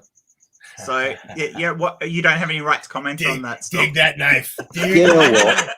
You know what? There's Fuck a you, great story Australian about Jen. that. Fuck Keep you. turning. I know what you're trying to do to me. It's not going to work. I'm hard. You're not. You're from Australia, so you're a Of course I'm criminal. not hard. We know So- you're hard. There's a story about when Notre Dame was considering if they should have a hockey team. And one of the deans objected to it, saying that this school should have no part in any sport that puts a club in the hands of an Irishman. They're just not good enough to qualify for the Frozen Four. Well, that like much Hurley. anymore. And yes, that is a dig at Notre Dame. I watch college. So do you have a hockey. Commodore 64 as well, Dick? Yeah, as soon as they came out, we got one. No, but Commodore do you have products. one now? Do you have one now? Well, I've been selling off all my retro stuff because I got one of those misters, and all the cores run everything in real time with no lag, like a Raspberry Pi, and therefore I don't have to be recapping things and maintaining them and stuff. Well, So it's I've been nice to getting rid of have them. the originals. Well, it is, but there's also a point. Like I had like 20 retro systems and support items and peripherals and stuff. Yeah. It was quite a collection for a bit, and I got it when 15 years ago I built this when it wasn't expensive, right? So Oh, it is over now, the last year. Yeah, over the last year or so, because I got the Mister and everything is just so nice and easy to do, the only few things I've kept or I'm keeping is something like an Intellivision where that strange controller really makes or breaks the game, or like the ColecoVision, because without that strange controller, you can't play the damn game. That was my I childhood. miss the Coleco. That was Coleco my- was an awesome Yeah. machine. Yeah, That was my you know, first and gaming system I ever and had. if I got my hands on a Vectrex, I would keep it and rebuild it and refresh it and adore it, right? Because it's unique. But like a Commodore 64, the core and the Mister is perfect and everything runs brilliantly and the SID sounds nice and the whole bit. And I really don't need a VIC 20 and a 64 and so on anymore. Like I'm just kind of done with it. And because I've sold most of them now over a period where they're more valuable than when I bought You've done them. well. Yeah, I don't mind, right? But each one of them, I've cleaned up, I've retro-brighted, I've gone through and I've dealt with any corrosion. They've been recapped and so on. Like, I'm an electronics guy. I've got a great soldering setup, the whole 9 yards. Like the systems I let go were top dollar, but I can literally guarantee them pretty much, right? Yeah, I was kind of wondering about the resale value. Last week at the thrift store, I saw a Magnavox Odyssey gaming console. Oh yeah. And it was That's still in its gone back. original box. The box was pretty beat up, but it still How had the much? box and all the original packing material with it. That's like that sewing machine you showed me. You should. Yeah, but how much? Yeah. How much was it? Yeah, it was only like $15 or $20, but I didn't should've know I got Are could you kidding? market for them. Yeah, you probably would have got a good 80 or 90 for it. I was about to reselling it. say, because I got lucky on my Sega and my Nintendo 64. I bought them pre-COVID. One was $15 and the other one was $20. Try to buy a real Nintendo 64 or a real Sega now for that much. There's no way that you could do it. And all my box televisions, you don't see them at thrift stores anymore because during COVID, people pulled out their old gaming systems, and the 64 does not work on LCD. Yeah, so it's really hard to get anything now at a fairly decent price. yeah, it's sad because there's things I still want to improve my collection, and I'm like, no, it's going to have to wait, or I'm just going to have to do rebuilds. Because there are people releasing rebuild kits now where you can actually build most of it and you just have to get the unique chips. And because you can do that for the ZX Spectrum and your mic's not working, Dick. Oh, yeah. Oh, okay, there we go. I hit the button, but it didn't. But therein lies why I've given up on a lot of the older systems because I'm struggling here there's because sorry, there's so much. Is Yeah, it go just ahead. me? Am I literally the only 12-year-old here who giggles like fuck every time Australia Jen ends every sentence with dick? I just find it hilariously funny. I like Dick. I know, and I've clipped that, and we've heard about you. We already, yes, we know who you are. Don't make me Harriet. Yeah, you're Jones notorious, you. honey. Don't make me Harriet Jones you. Yes, we know. You remember in the olden days, at the end of every conversation, you would say over. Yeah, Dick Australia Dick Jen has invented a new thing. At the end of every sentence, you say dick. Well, Go aside ahead, Dick. from Stool, I Dick. think that the rest of us in here really want a good dick, but I know. I don't get this. I'm the only person who doesn't want dick. Or a dick that runs away. There was. You got to there was. remember that the most of this group don't fit under the definition of cishet, so the majority of us actually like Dick. So yep. I know whoever sent me that machine is a dude because that's an aggressive thing. Because I've had massive women stalkers and they let me know who they are. I have security cameras. Yeah, I find it really strange that nobody has claimed credit for that yet. It's great. I'm using it, but I'm looking at my camera every once in a while. Make sure the motion sensors didn't go off. That's the. Okay, did you take the case off the machine to check if it had surveillance equipment inside it? They're getting their porn fix every time you saw it. Hey, if you want to see, hey, what I do on the weekends is my own damn business, and that camera's business too, apparently. No, it's just, somebody better search OnlyFans. You know what? Somebody sent me something that was worth like $700. It ain't gonna be me. And it's just weird. And you know what? I would totally fuck for an embroidery machine. Show me your face, but you just send it to me. That's just weird. That's Wait a minute. We know what Will's level of slut. No, it's give not me even an embroidery machine, and you can have sex. Like, you don't even have to take me to dinner. Just take me to the Viking store. I'll be like, yeah, hold on. Godless, hold on. So somebody sent you an embroidery machine, and you don't know who it was? I've made 2 videos. I've called I know somebody who knows somebody. But is that what happened? Yes. I called UPS. I called the head. This person went out of their way to be anonymous. That is not a cheap piece of kit. I used to have a printing business, and I had like 44-inch roll printers and big heat presses and all kinds of shit. And I was pricing out an embroidery machine for doing hats and whatnot. So that is not a cheap piece of kit. Here's the funny part. You want to talk about having a kid on the spectrum? Here is the laugher part. I opened my big fat mouth and promised my son that the day I get a new embroidery machine, he could have my old one. Okay? Oh, God. I'm not kidding you. I'm in the entry hall of my house. My son looks at me. He nods. He walks right outside, unplugs the thing. And the shitty thing is, he got the better one. Right now, he's making right-wing patches. Right now, I'm not kidding you. I'm gonna wear one. But so whoever. I just want to say, in case your stalker is watching this, I'm not opposed to prostitution. You know, if you're out there and want to send me $500 gifts, I'll suck you off. You can tell that I have a real job because I don't care. I don't care if my YouTube videos are monetized or not. That's why I put like Atlantic Star and Shalimar. All my YouTube videos are. I don't care. I put real music on there because I don't care. I'm not. It's just weird. It's just weird to me. Like, and I'm all about free shit. I'm all about free shit. If the stalker's watching, I have no problems reciprocating for a Threadripper 64 gig of RAM with a beautiful motherboard. Just give me a shout, fellow baby. I got this covered.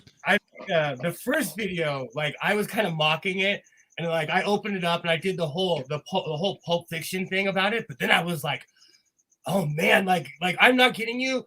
I'm from LA. Like, all that stuff in the movies, shit like that happens all the time. People disappear. Crazy shit happens all the time. So somebody, like, and it came in my actual real name. And I know someone in this room who doesn't like me that much. So he knows my real name. So it came in your real name. That's some freaky shit, dude. That's when I was like, that is some freaky shit, man. There aren't that many people in the community who know your full name, though. Or your address. Or would care to send me a $700 machine, you know? It's just it's still kind of messing with me. But it's not only knowing your real name, they have to know your address too. But let's be real. I constantly say Southern California. If, like, I have Spokio because I'm an employer. If I know someone's real name, I can run their name and see how many times they've been to jail. You know, so in America, if you're an American, like we have, it's not hard to hide. Yeah, if somebody's got an unusual name and you know what city they're in, you can probably find the address. And like on the East Coast, like my name is not common, but it's semi-common. But on the West Coast, it's only my family members. You know, so it's just it was funny at first. I made a video, I ha ha ha.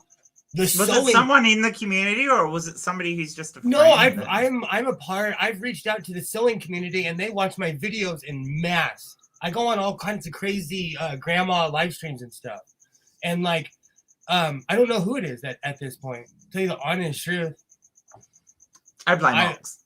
I've got all hardcore into my sewing. I've made a bunch, but that's not the point. we're really veering off from the point. Like, don't come to my house. Don't come to my mother effing house. I'm sorry. If you'd shown your Motherfucker, face, you may know who I am. Motherfucker, you may know what I do, but you don't come around to where I am. You understand, motherfucker? Holly Mack, the stranger, knows I am not that nice in real person. I am not that Seriously, it could have been worse. They could have come on your house, because that'd be really creepy. God damn it, Jen, really? Fuck. That's not it. You know me, Dick. This is why we sent them to the Australia. Fuck you, Australia, Jen. All I'm saying British people got rid of you, and this is the reason why. You're uncouth, you're rude, and your fucking accent sucks. Dude. Hey, like I said, I love you. Thank you. Don't come by my house. Don't. Yeah. And I'm not kidding you. All my neighbors are cops. I live on the good side of town. Yeah. Loving the riches ain't playing with the bitches, okay? Just keep it with a postage stamp and we're okay.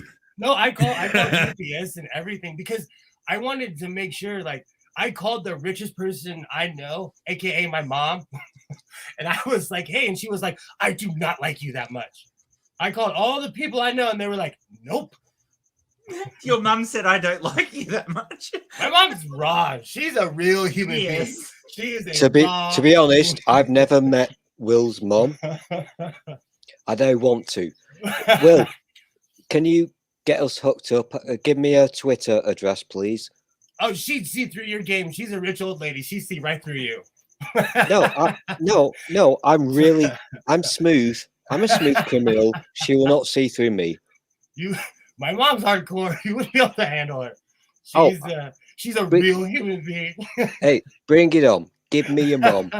Oh shit, that sounded wrong. I'm cutting that. I'm gonna turn that into a techno song. Yeah, no, I did not say that. So yeah, I fixed this thing. I still have my creepy stalker machine. I'm gonna make a bunch of patches. I'm excited. But like I said, Isaiah is the biggest winner in all of this because he unplugged my machine. He was literally like, yeah, that's cool, as he's walking with the machine into his room. So he scored. So thanks, Stalker. I downgraded a bit. Thanks, Stalker. Now fuck right off. I'm trying to be humble, but like, come on. There's a time and a place. It's college, and I'm too old for all of that. So. Okay, and you did check all your credit cards to make sure your son didn't order the new machine. Yes, because I'm not. Yeah, that would put that past him. No, I did. I called the bank and everything, and because I'm such a tightwad, if there's a purchase over a certain amount, I get called. Like recently, Jay Downloader tried to rip me off, and my bank cut it off in 10 seconds. Wow! It was something glitchy with my Mac went haywire after the latest update. I got it fixed, but I thought if I bought the the upgraded version of JLoader, it would improve it, and it bombed my computer. It bombed, and then I had to call Apple, and they had to find the cookie they put in. They tried to rip me off for almost $600 or $700 on my Every time I have driven through Ohio, at least 2 of my cards have gotten canceled for suspicious activity, even when I have notified them a week beforehand that I'll be traveling. That's what I'm saying. Wow. And because I'm a person of color with money, I warn my bank too. No, I'm a person of color with money. They're going to call you when I make big purchases. Yeah, but but no, it's Saturday at 10 o'clock at night, and the gas station pump is refusing my credit card. I've got 2 gallons of gas, and it's 50 miles to the next rest stop. Oh, that's happened to me too. Oh yeah. Yeah, and even if I try to call them, all I get is that I have to call back during normal business hours. Basically, on my card, helpful. If it's anything that veers away from my bills that's over a certain amount, they call me. I've got calls I had a Vegas trip and I got a call at 11 o'clock at night. They're like, okay, we just want to make sure it's you. Because with all the technology and everything, they hear my raspy ass voice. They're like, okay, he's just an idiot. He's just spending money needlessly. Let him have fun, you know? So I ruled out Isaiah, and it goes right back to somebody anonymously sent that to me. Like super anonymous. Wow.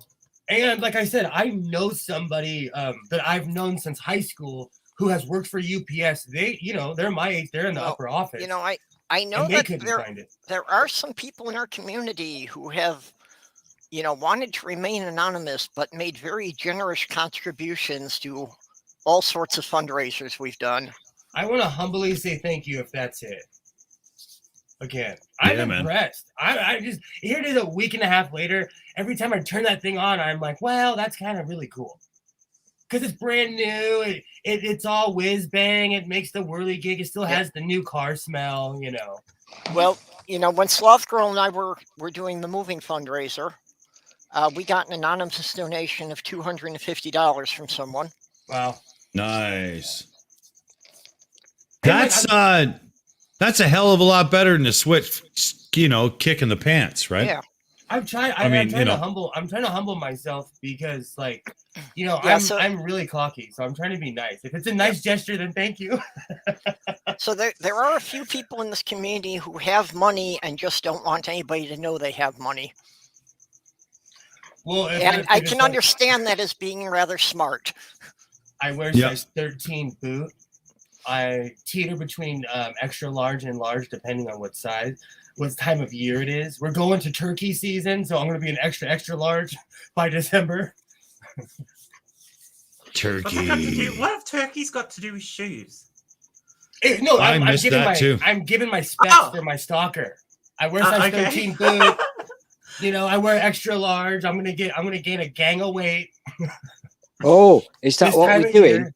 Are we giving clues to our stalkers? I want to play this game.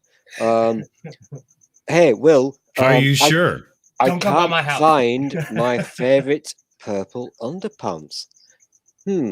Where could they be? God. Oof! If I had that kind of magic, I wouldn't be wasting it on purple underpants.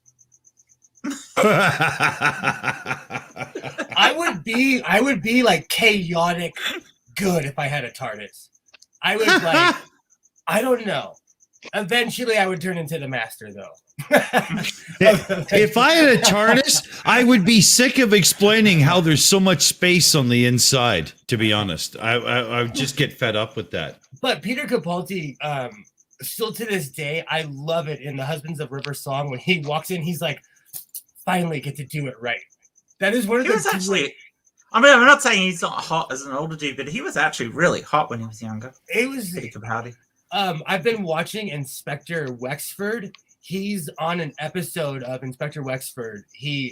I forgot how well he could play the guitar. It's an awesome episode. He's a kid in it. Wow. Now I gotta look up see the name of it. Yeah, you know, part of what sucks about getting older is now if I happen to even glance at someone under 40, I get nailed as being a pervert. What? It's like I'm not supposed to be able to find anyone under 40 attractive. I actually find that ridiculous. I mean, I get the whole thing of if you're dating people if you end up dating somebody who's a lot younger than you, it can be rather weird. But to actually say, hey, that person's attractive, I don't see why that's a problem for anyone. I mean, even if like a 100-year-old dude says, "Hey, you're attractive," why is that creepy? Yeah. It's creepy if he's got his cock in his hand, sure. But if he just simply paid you a compliment, you know, You know, at that point, you've got to ask, what are you offering? Is it an overlocker or is it? No, I mean, even when somebody posts a picture on Twitter and asks, you know, do you think I'm pretty? I really hesitate to respond to any of those. Okay, I'll tell you. I've had this problem with TikTok because I'm an ass man. That's ASS. I love women's asses. I like Okay. big butts, and I can't. Is that right? And so- Is that what you're doing? So, like, one day I'm watching TikTok, and my son walks in and is like, "Do you know how old they are?" I literally threw my phone and was like, "F TikTok, you ruined it. You ruined it." Like, I could be these young ladies' father. You know. So Yes, but they're not your kids. So okay, Godless. okay. Let me tell you. I'm when I was- 50. I know exactly what you're saying. I don't even bother. Like, it's Like, over. That's what I'm saying. That's what I'm saying. Like, and I'm not even saying this to cash up or be cool. Like, cougars love me, and I'm okay with that because I relate to people that are older than me. So I okay found out with- that somebody was crushing on me online because they'd only seen my avatar and didn't have any idea how old I was.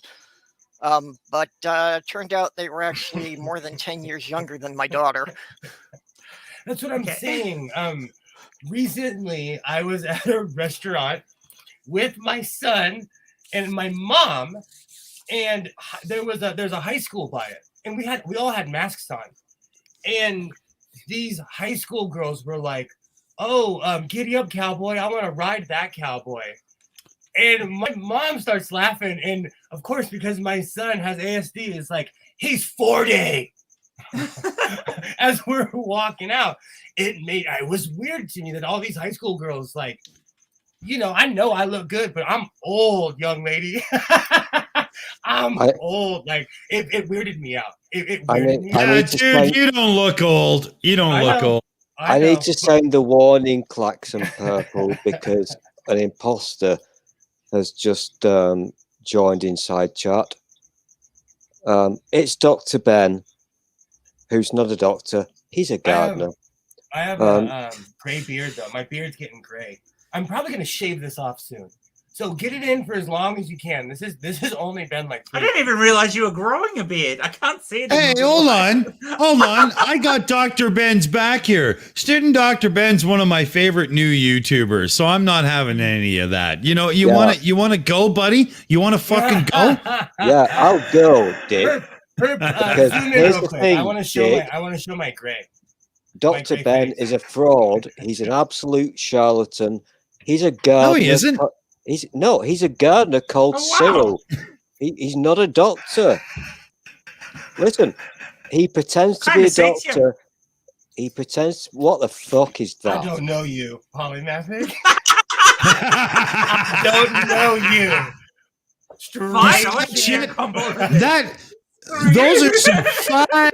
Those are some fine cut lines, man. And everybody's got to be appreciating that cool line. You should get your banjo out with that, because it's that cool jazzy look with the banjo would be. Oh, this is full Brother Hezekiah. This is Amish. Yeah. But I'll rock it. You know. And hey, where's your hat? I don't know you. I've graduated. Yes, I've graduated. This look. Yeah, you haven't seen my new video. I was at the ranch and I decided to wear the white hat. I've been wearing this a lot more, actually. It goes with the beard. Yeah, it does. It does. So I fixed this from scratch yesterday.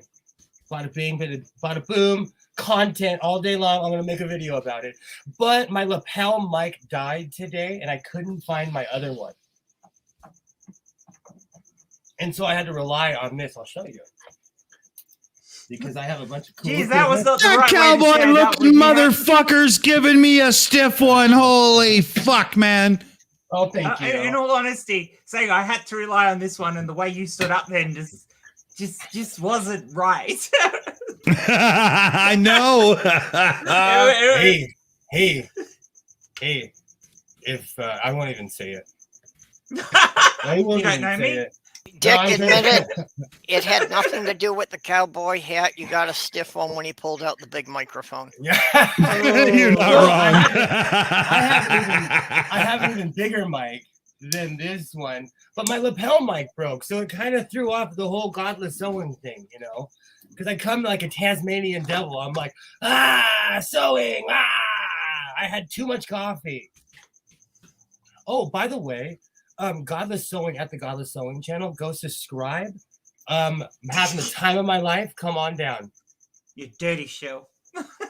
And I've literally put most of these back I've together. had The fleet the is time of definitely my growing. life. Before, and I swear that I knew. You both shouldn't be And singing at I the same time. hold No it one No, else you know is. what's really funny? This is so full circle because I remember back in the day when Stool was singing into the void, getting his streams taken down, literally a year ago. I never sing into the void. I'm like really popular. But here's the thing, Australia Gem. This image Yeah. on my screen now is disturbing me because Willie's so ugly. So I That feel gray is kind of, coming in. I feel weird now. But anywho, here's the thing. Oh, Robert X, I love you, Robert X. Robert X is awesome, and the fleet is growing. Every time I see a singer now, I think of Robert X. It's a If you singer two, fleet. if you two are doing the thing again with your genitals and stuff, yeah, go for it. But like, What? talk about something interesting because What? Will's really ugly, and Australia Jen only Oh, gets her God. left tit out once every month. So you've got to entertain me. Oh, and I made this patch too. That's know, not I went to- entertaining. I went to the swap meet. I went to the swap meet Purple, wearing make this. him go I small, got please. stared at. Man, it's been a while. Do you know LA County's kind of lost their mind because the sheriff promised to not enforce the mask mandate? Oh, fuck you. Oops, sorry. Still, there is no genital touching. Now you don't have to look at Will at all this way. This is honestly the first time I've spoken to Will for about a month and a half. It's don't the know. Tell me about right, Will? truth. I don't know you. And I You don't know owe it me. all Oh, to by the way, you. Click your fingers, motherfuckers. Come on, what's the line? After you showed yours and I showed mine, what's your line? I'm just No, clicking my I'm fingers. not playing. Nope. Right, you're not a No. Doctor Who fan, then screw you. Sorry, you're. God, this is total David Lee Roth, Eddie Van Halen moment right now. Nope. No. The band's broken up. I've already had a bunch of hit videos. For some reason, 600 something people have watched my singer video, which I still don't know why. But I saw I love that. all of you. Well done. For my tiny channel, it is. I've gained a gang of subscribers. I love you all. It's godless growing. I've seen your tiny channel. Yeah, It's and large. for people who were not here at the beginning of the show, sometime while I was out today, I passed 500 subscribers. Yeah. All So right. I was not That must have expecting- taken a lot of laxatives, Purple. That must have been painful. Technically, I was not expecting this to happen before Christmas, so I really am Well not done, prepared Perps. for a 500 subscriber special. So, still looking for ideas. You know, Jen, when I'm on a stream, I'm usually the only one looking for that side joke all the time to slip in and whatnot. But when you're here, we actually have to take turns, okay? You know, We do, because we do. there's all, yeah, you know, because There's you and not I enough of us both to go play around. that role. Yeah, you know. Yeah. So, Purple, that's awesome. Well, You know, yeah, speaking especially of- since I was stuck at about 465 for like 8 months. Yeah. But that's that pre-500 thing. There's a thing built into the YouTube algorithm. I've been saying this for a while, and I've watched people go through it. And you get a stall at 500, you get a stall at 1,000, you get a stall at 2,000, you get a stall at 5,000, you get a stall at 10,000, and then they finally stop fucking with you. Yeah, I'd agree with that. I'd like a stall, please. Well, I had also heard something that What are you going to YouTube sell? was in it? changing the rules. Could and I that- have a little stall where I could sell my potatoes? He's got 2 now. He's upgraded. I've got 2. I'd like a stall You'd have competition with the guys selling oranges. and I'd like a Hold avocado. on, stall. hold on. where I could sell my potatoes. Listen, Dick, I love you, but you're talking shit because you don't understand. You don't understand how to sell potatoes. No, But You I don't wanted to understand- hear what Purple was saying, and now you're talking about your salty chocolate balls. I mean, fuck, I don't know. Oh, No, I was just going to say I had heard that that YouTube had decided to change the rules and make the community tab available at 500 instead of They did. 1,000. They did. They Okay, did. so we My have to get Dick it Do I have Dawson to sign up account. for that now, or how do I do that? No, just apply for- they give it to you. They They're give it to automatic. you. Yeah, my Dick Dawson account only has like 509 subs. I mean, I haven't put a video out in like, I don't know, 11 months or something, right? You know. But I just got the email like 2 days ago, Purple, that said, "Hey, you've got a community tab now." And I was like, "Great, another thing I'll ignore." I mean, I'm so too just busy have to on the wait a bit for them shills, to right? process it. Yeah, yeah.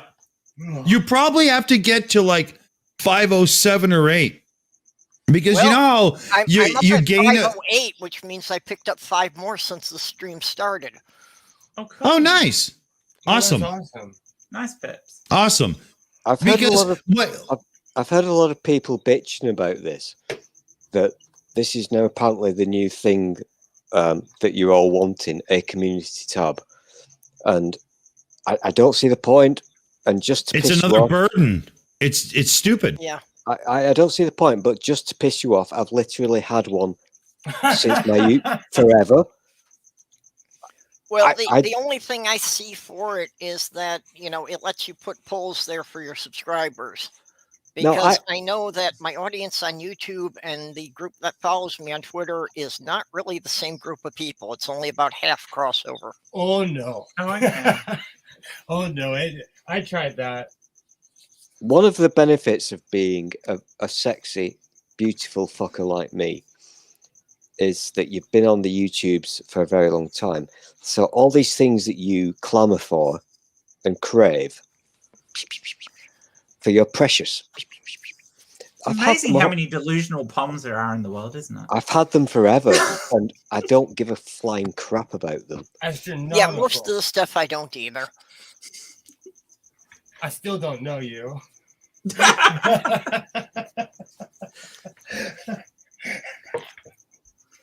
Oh. And you never will. Hey, honestly, I had very modest goals when I started my channel. This is not the truth. And actually, the only one of my original goals that I have not reached yet is I have not irritated Ken Ham enough to call me out. And I only want to do that because Paul Gia said that if Ken Ham mentions you by name, you get a guest spot on his channel. Oh, really? I don't know that I'd want to be on. I like Apology, but I don't know that I'd want to be on his channel because it's. Well, I don't know if I'd really have anything to talk about in his channel, but I mean, I don't Well, really see, care he was about one that of the side of the first atheist atheists- community anymore. It's like we've done them to death. We've done Christianity to death. What is the point? Don't even get me started. Been there, Don't done even that. get me started. I have detached myself from Okay, the Jesus talk. Junie's saying I'm up to 510, which means I have picked up more subscribers in the last 2 hours than I did in the previous 3 months. That's how it goes. Human beings. So, Dick, we're, Dick, do you like my new banner? We're not very. I like that very much. I do not think like it. I think Oh, you know, for no, I like Jen, it. for you, it's a bit tame, but I do think it gets the point across. You know, It does. The weird part about it is I actually used it as a thumbnail on a video, and YouTube took it off. They said I couldn't, so I ended up putting big censor marks in it and a big comment saying Australia, censored by Jen. YouTube. Australia, Jen. Oh. I looked away and I missed. Can I'm you not make gonna it big say again for me, Oh, please? you want to make it? You want to see it again, do you? No, Purple does not want to make this big because it might get thingied. I kind of I like can it when you make it go bigger. big. We're 2 Oh, hours into the stream. Oh, that's kind of cool. Ah, Oh, I do I like thought it that. looked good. Oh, Well, that is you very nice. censored it, so Yeah, they didn't count that as being censored for some reason, even though it's a cartoon. yeah, what? I can see it. That You can put me down. Okay, I'm now realizing that the stream that I did earlier, several hours ago, it's been a long day. I'm going to get baninated because in the bottom right of your screen, Australia Jen, Mhm. that's. Am I just seeing things because I'm seeing a fucking penis. It's not a penis. It's Okay. DNA. But yeah, that there is DNA. That's a YouTube is penis. ridiculous about the picture, It's man. not a penis. Because I had set up a stream for Orgasm Day, and well, the first picture I put up there, they blocked. They would not let it post, so I took that one down. The second picture only showed a man and a woman's hands with the fingers entwined, nothing else. They still took said that that down? was unacceptable. Okay, Huh? so that's the reason why, if you look at my channel, I have gone to stock photos in every single one of my thumbnails, because any picture I try to put on there, they deny. And I've got so annoyed, I literally go to stock photos and pull them up, put words on it, and throw it out.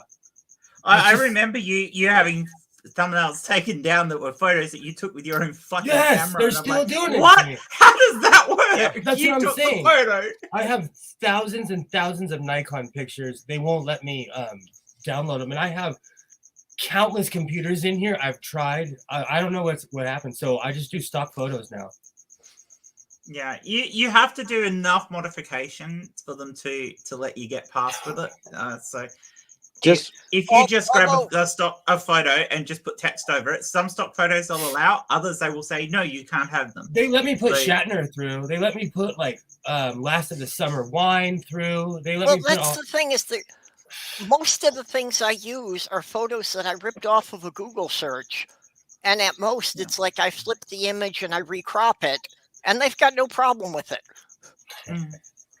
Yeah, I- it just depends on whether it was what it was considered of as a stock photo and what their algorithm finds when it searches. whilst you were It's a talking, pain I in had the to. ass. They've I had to- cracked down on.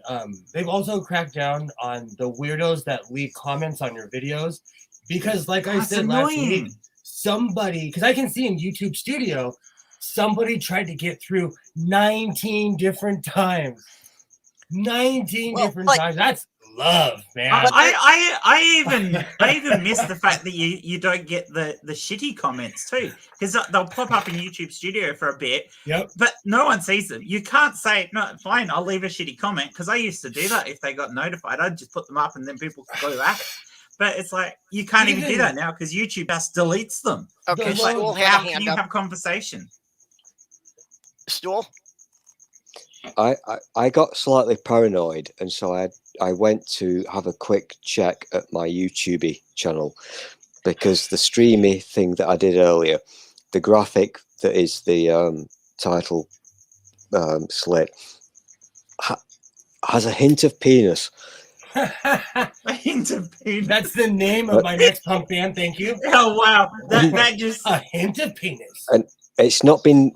I've not been baninated, so and just to get out the final flavor of this souffle, you need a hint of penis.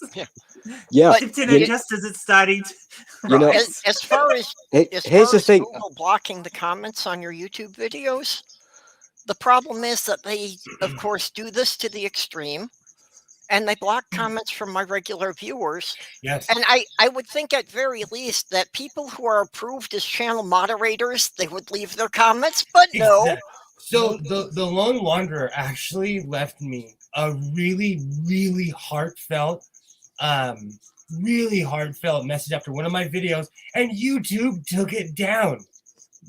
Yeah. Because because they said fuck or something, Yeah. you know. I get Like, an it's- email notification saying that one of my regular users left a comment, but when I go into YouTube Studio, it's not there.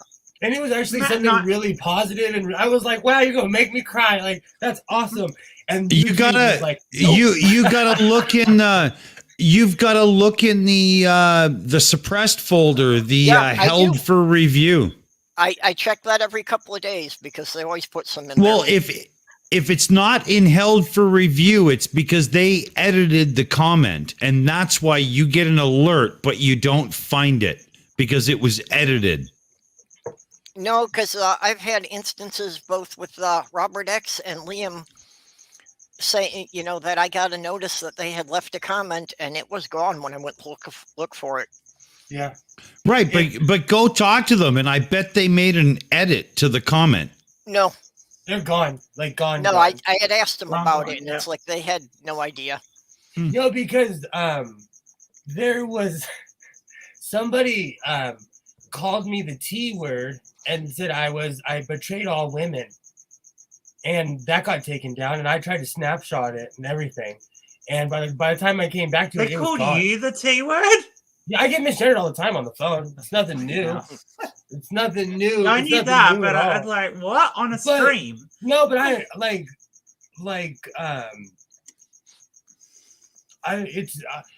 no.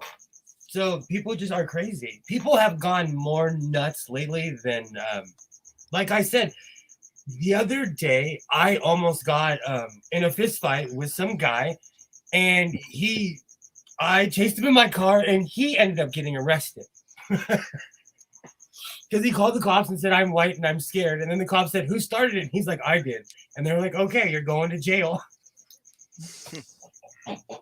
I'm gonna. People have lost their damn mind. I'm not a betting gentleman, but I would like to place a wager with you fine people. How long will it take, or will it not take, before my stream that I did a few hours ago gets baninated? Because I'm pretty damn sure that the fucking title card is penisy. Well, if it's not, Yeah, they'll then, just remove the title card, that's all. Just go You'll look end for up it. It's not still having there a now. title card. I've Yeah, just checked. That takes a while. yeah. I've just checked, and to be honest, I thought it was like a bit of a laugh. And now I look at it now, I'm thinking, fuck, that's penisy. I've crossed the line. You can get away with some of them. I mean, like my the video where Claire and I talked about my masturbation video, just because I was pissed off with YouTube for taking it down. That's got a whole bunch of dildos in the background of the thumbnail, and you can get away with that. You can get away with some things, but you can't get away with others, and I find it ridiculous. Like, where is the fucking line? Yeah, They don't that's the have one. problem. They There don't isn't any fucking have one. pattern. Creators have no idea what is acceptable and what isn't. And you know what? There is someone. Dick, you're muted again. There's someone who dedicates Oh themselves shit! to every. But video. you're right, Purple. There's no real solid guidelines. You get yourself a thing that says, "Oh, well, you're screwed," and you try to communicate, and you say, "Why?" Well, because you violated guidelines. Yes, but that's like literally a legal document that's so long it's not funny. Which one? Deaf ears, crickets. You know, it's just Yeah. you know we could do better. Or you write back, because like when they took down my masturbation video, I said back and look, it's a tiny little segment right at the start of the video that might possibly cross your lines, but it doesn't actually show anything. It's just suggestive. And the rest of the video is purely educational. What is the problem here? I think you should properly review it. And of course, they claim that reviews are done by real people and they actually do it. But I got a response back almost as soon as I posted the query saying, oh no, we've reviewed it again and it's definitely contravenes again. No, you didn't. You didn't review it because no human being could have possibly read what I posted and reviewed the video in the time frame it took you to send me an automated fucking response. Yeah, what they do is the machine has little tags that says listen to this spot, and this spot, and out of context they listen to those little moments and go, "Yep, that's what the computer said." And it's like, come on, seriously? You're listening to the idiot that I'm debunking and giving me shit, but their video is up. Because I've seen that happen, you know? I play all kinds of copyrighted music on my channel, and they took down of all the songs, they took down that song, I just checked in to see, it's a Kenny Loggins song. But but it makes me laugh. They gave me a strike over a Kenny Loggins song. Wow. YouTube is really arbitrary. They took the video down. I tried to re-upload it. They were like, stop trying to upload this video. For some reason that song is mega protected.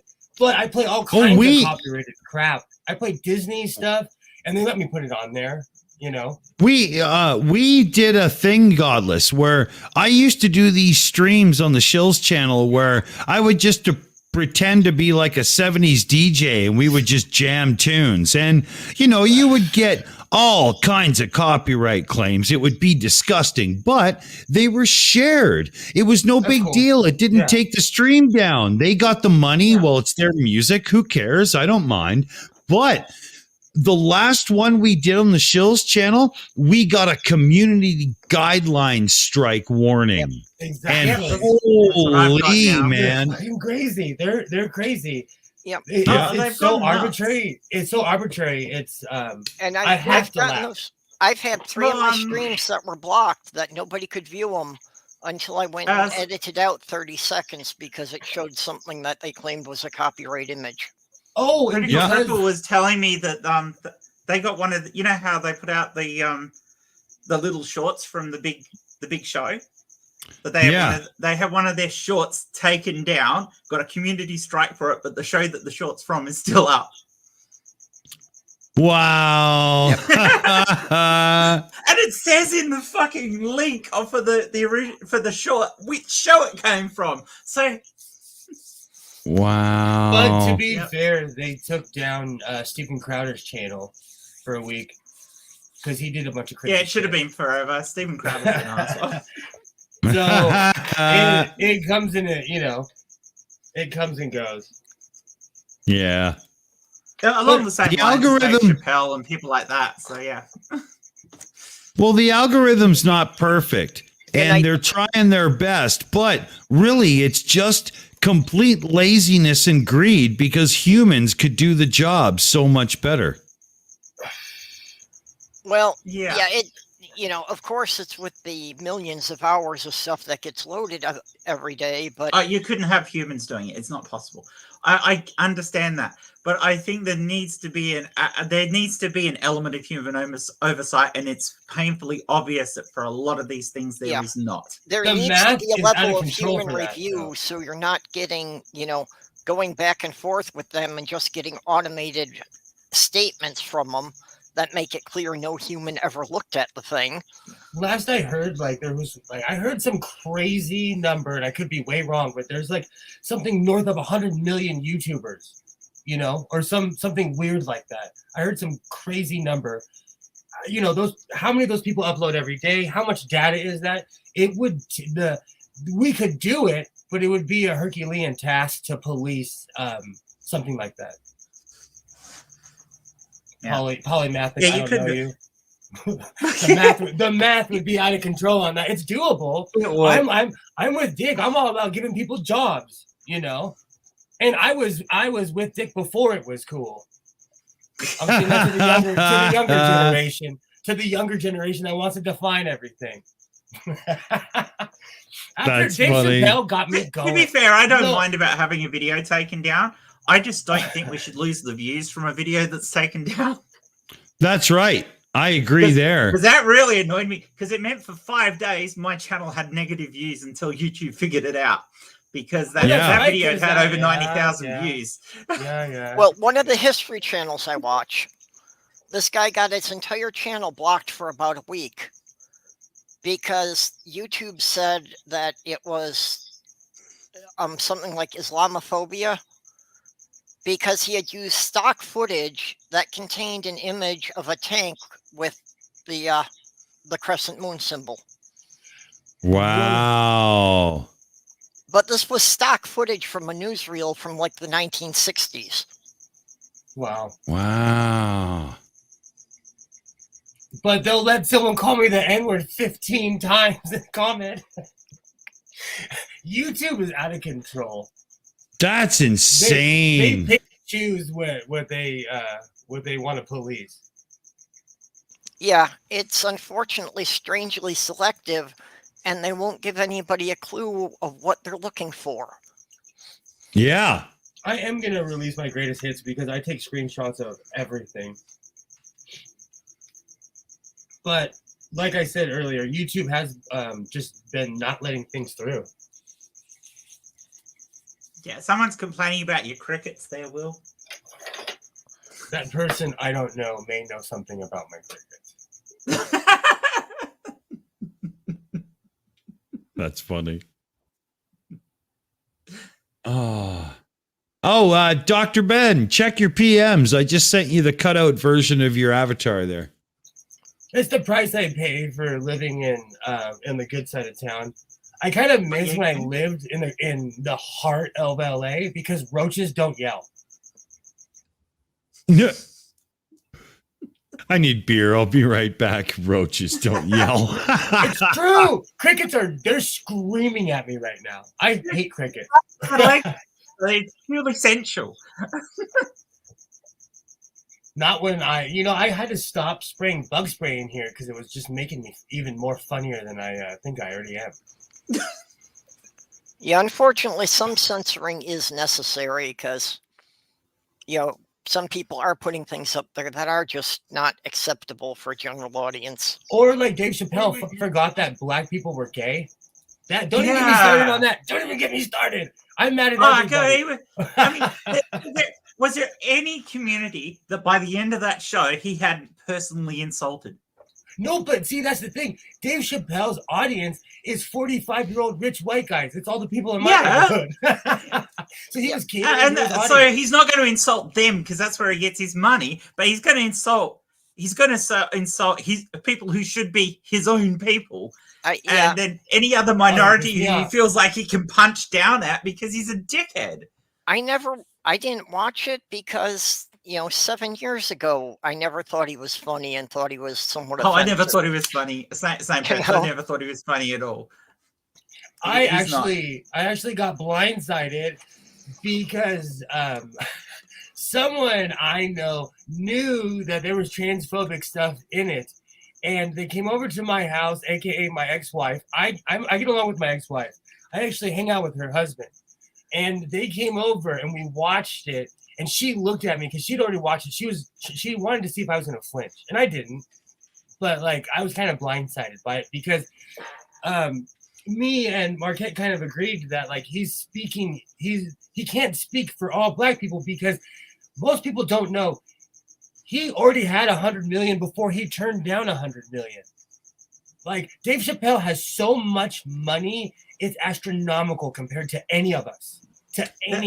He cannot, in any possible way, call himself a marginalized person because he isn't. My dad used to always say, "Oh, I'm an underprivileged minority." That was like his code for "I got more money than you." Like, no way. Dave Chappelle lives on a different planet. I said this the other day. I could not walk in Dave Chappelle's neighborhood. They wouldn't let me just walk up in his neighborhood. He lives on the really good side of town. Yeah. He set people back like 50 years. I don't know what the hell is wrong with people. We're digressing as a race. It's that whole bullying mentality. People need someone to bully. They always have. It's why we had segregation. It's why we had gay people can't get married, and now it's why we why they have to try and stab trans people in the back because there are certain people who don't get anything out of life unless they're hating on someone. It was just a sad dog whistle to his audience. And like I said, he thinks that black gay people don't exist. I always talk about this like I'm from LA, the gayest place on earth. And you could pick a race and everybody, they're under the umbrella. So he's lost his damn mind. Oh, yeah. Definitely. He's in the same boat as any of those. Ricky Gervais is the same. I know lots of people like Ricky Gervais, but he is the kind of comedian who gets up on stage and then finds somebody to punch at, and he doesn't care who it is. And if any of these ever bothered to listen to the late, great George Carlin, they would know they're in the fucking wrong because George Carlin would be calling these fuckers out because you don't. Goddamn right he would. He'd fucking lose his shit. He would. You muted. Well, you muted. Oh, because of the damn crickets. The problem is, too, is that there are parts of the African American community that are homophobic, transphobic, whatever the hell you want to call it in general. And so he's feeding into that community and leaning into that stereotype. He literally set people back. It pisses me off. It really pisses me off. It's just it was uncalled for. But, it is what it is.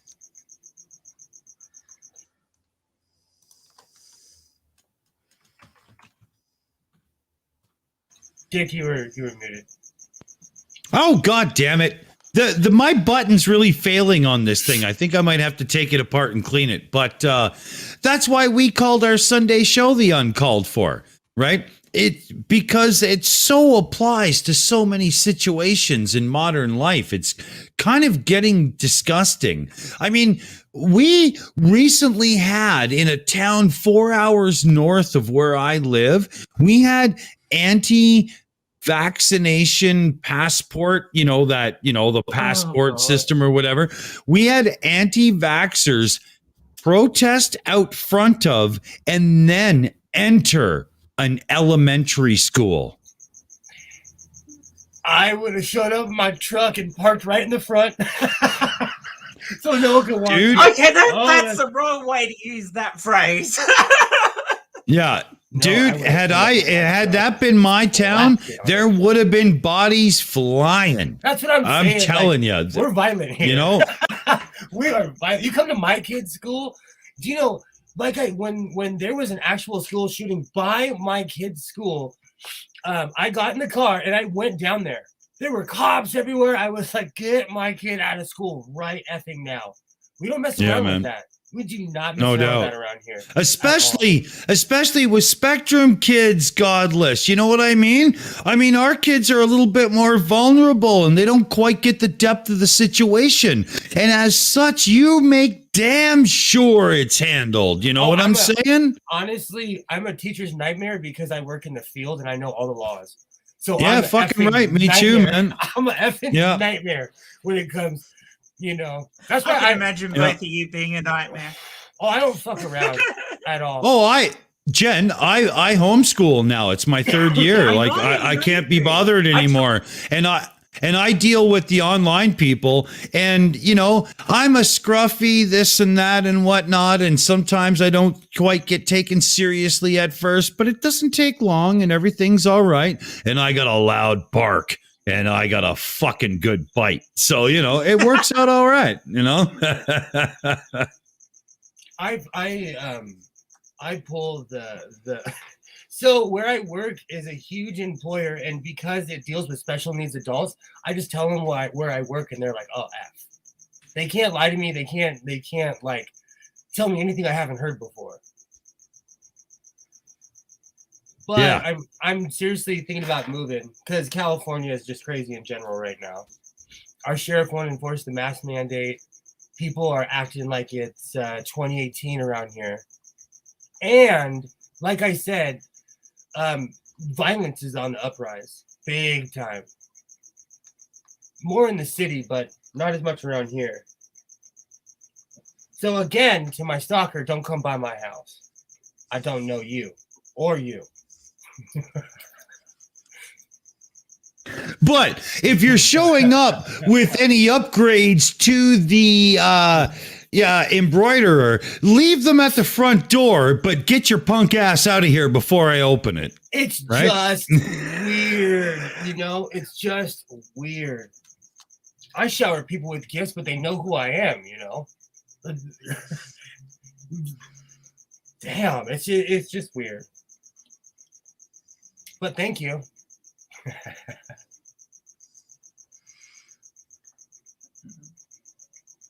I don't think any of us know who Salt Lake is, aren't you? Other than obviously being somebody who wants to score up. Other than somebody who wants to bring up trouble. No, I was going to ask that because where's Brandon? I think that's a transphobic slur because I watch a lot of libertarian radio, and it was definitely a transphobic slur because the later one was a joke about a car, and I question its manualness. So yeah, it was definitely meant to be transphobic. Okay, no, because I've been watching a lot of weird. Well, they're kind of whiny, so I don't watch them anymore. But there's someone who's trans in their they have an actual radio studio, and they're always saying that. And I'm like, I'm so old, I don't even know what they're saying. I'm not hip. I'm not up on this new angry ass lingo.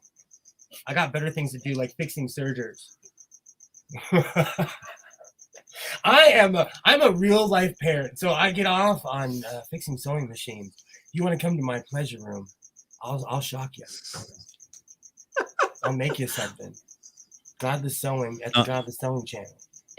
Well, dude, I do the same thing. I do like I you wanna do make your sewing thing. I do a tech support thing on the side while raising my son and whatnot. And that's our thing, right? And I got lucky, like on the ranch, like because Isaiah has ASD, he's covered under the insurance, so I could take him to work with me too. So he's really digging homeschooling. That's cool. He's really digging it because he's gonna know how to drive. He knows how to drive the golf cart. I'm gonna, when you have open space, you can geek out, like I've been doing in my latest videos. Go check them out. Cool. Talking of your kid, He heard me.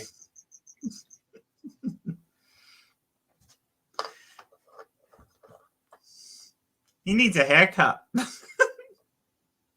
Oh, Who, me? Not a you have- chance. You have no idea. His fro, he has a full COVID fro. No, I know, he's- I can see when- it. no, that's not brushed. That's not brushed. Oh, when it brushes, it goes. It's I flared it out. He went to the. Did you go to the zoo? Is that where you went? Where'd you guys go? Just to LA? Yeah. He went to LA with the other side of his family. I fully froed his hair out. And by the way, he's almost my height too. He is He's gonna make you look short. good. He's gonna be the enforcer in my biker gang. Good. I got a vest for him right now. Good. I hope he's 10 times bigger than me. But I fixed the serger. I'm more impressed the fact that I now know how to take sewing machines apart and put them back together. I'm still impressed on my brother VX809 that I made a video about, and the other brother, I took it apart and put it back together. It just takes a little know-how. And because of YouTube is undefeated. I have yet to find a tutorial that's not there. I dare you. I challenge you. Oh, I have. But I wanted to comment on what Autistic Page said here that, yeah, I have noticed that there seems to be quite an overlap between the LGBTQ and the atheist and the autistic groups. Oh, very much so. That's actually one of the turf arguments that makes my blood pressure literally shoot. You literally see the cartoon vein go through my head and just explode. Absolutely. The one where they say, "Oh, there's no such thing as trans people. They're all just autistic kids who don't understand." I literally start shaking inside, like Yeah, Ultimate Warrior. I start hulking up. There are two realities here. One, autistic kids are more aware of themselves than most non-autistic kids, so they're actually more likely to figure it out and let people know that they're trans. But secondly, autistic kids get proper therapy generally, so you're going to find out if they're trans as well. So not all, but I agree. No, I agree. Yeah. But it's people who are more aware of themselves. It's people putting the cart before the horse sort of arguments, and it happens all the time in turfdom because they have to argue like that because it's the only way they can feed their cult. I had to. They've really stepped it up. I had to back up of watching half of that stuff because it gets me going because they're easily debunked arguments, but now see. I want to say this, and anybody who thinks that they're alone, first it started with bathrooms, then it goes to misgendering everybody. Now it's about race again. They're coming for all of us again. That's all. It's exactly the same argument. It's the same cycle, though. It's over but it's also the same arguments. The same arguments that were used for segregation are exactly the same arguments about why gay people shouldn't have been allowed in bathrooms. And now about why trans people shouldn't be. They are the same fucking arguments because it's the same fucking bigotry. It's just pointed at a different group. Yes. And so that's why Dave Chappell got me going because it's the same old story. It's the same old sad story. And if you scratch the surface on somebody who's a bigot in some respect, you will find that they have bigotries about lots of things because they're either white middle class dickheads who have a superiority complex, Or they're just people who hate indiscriminately. You know, there's no ounce of compassion in these people. No, not at That's all. that. And it's I agree there.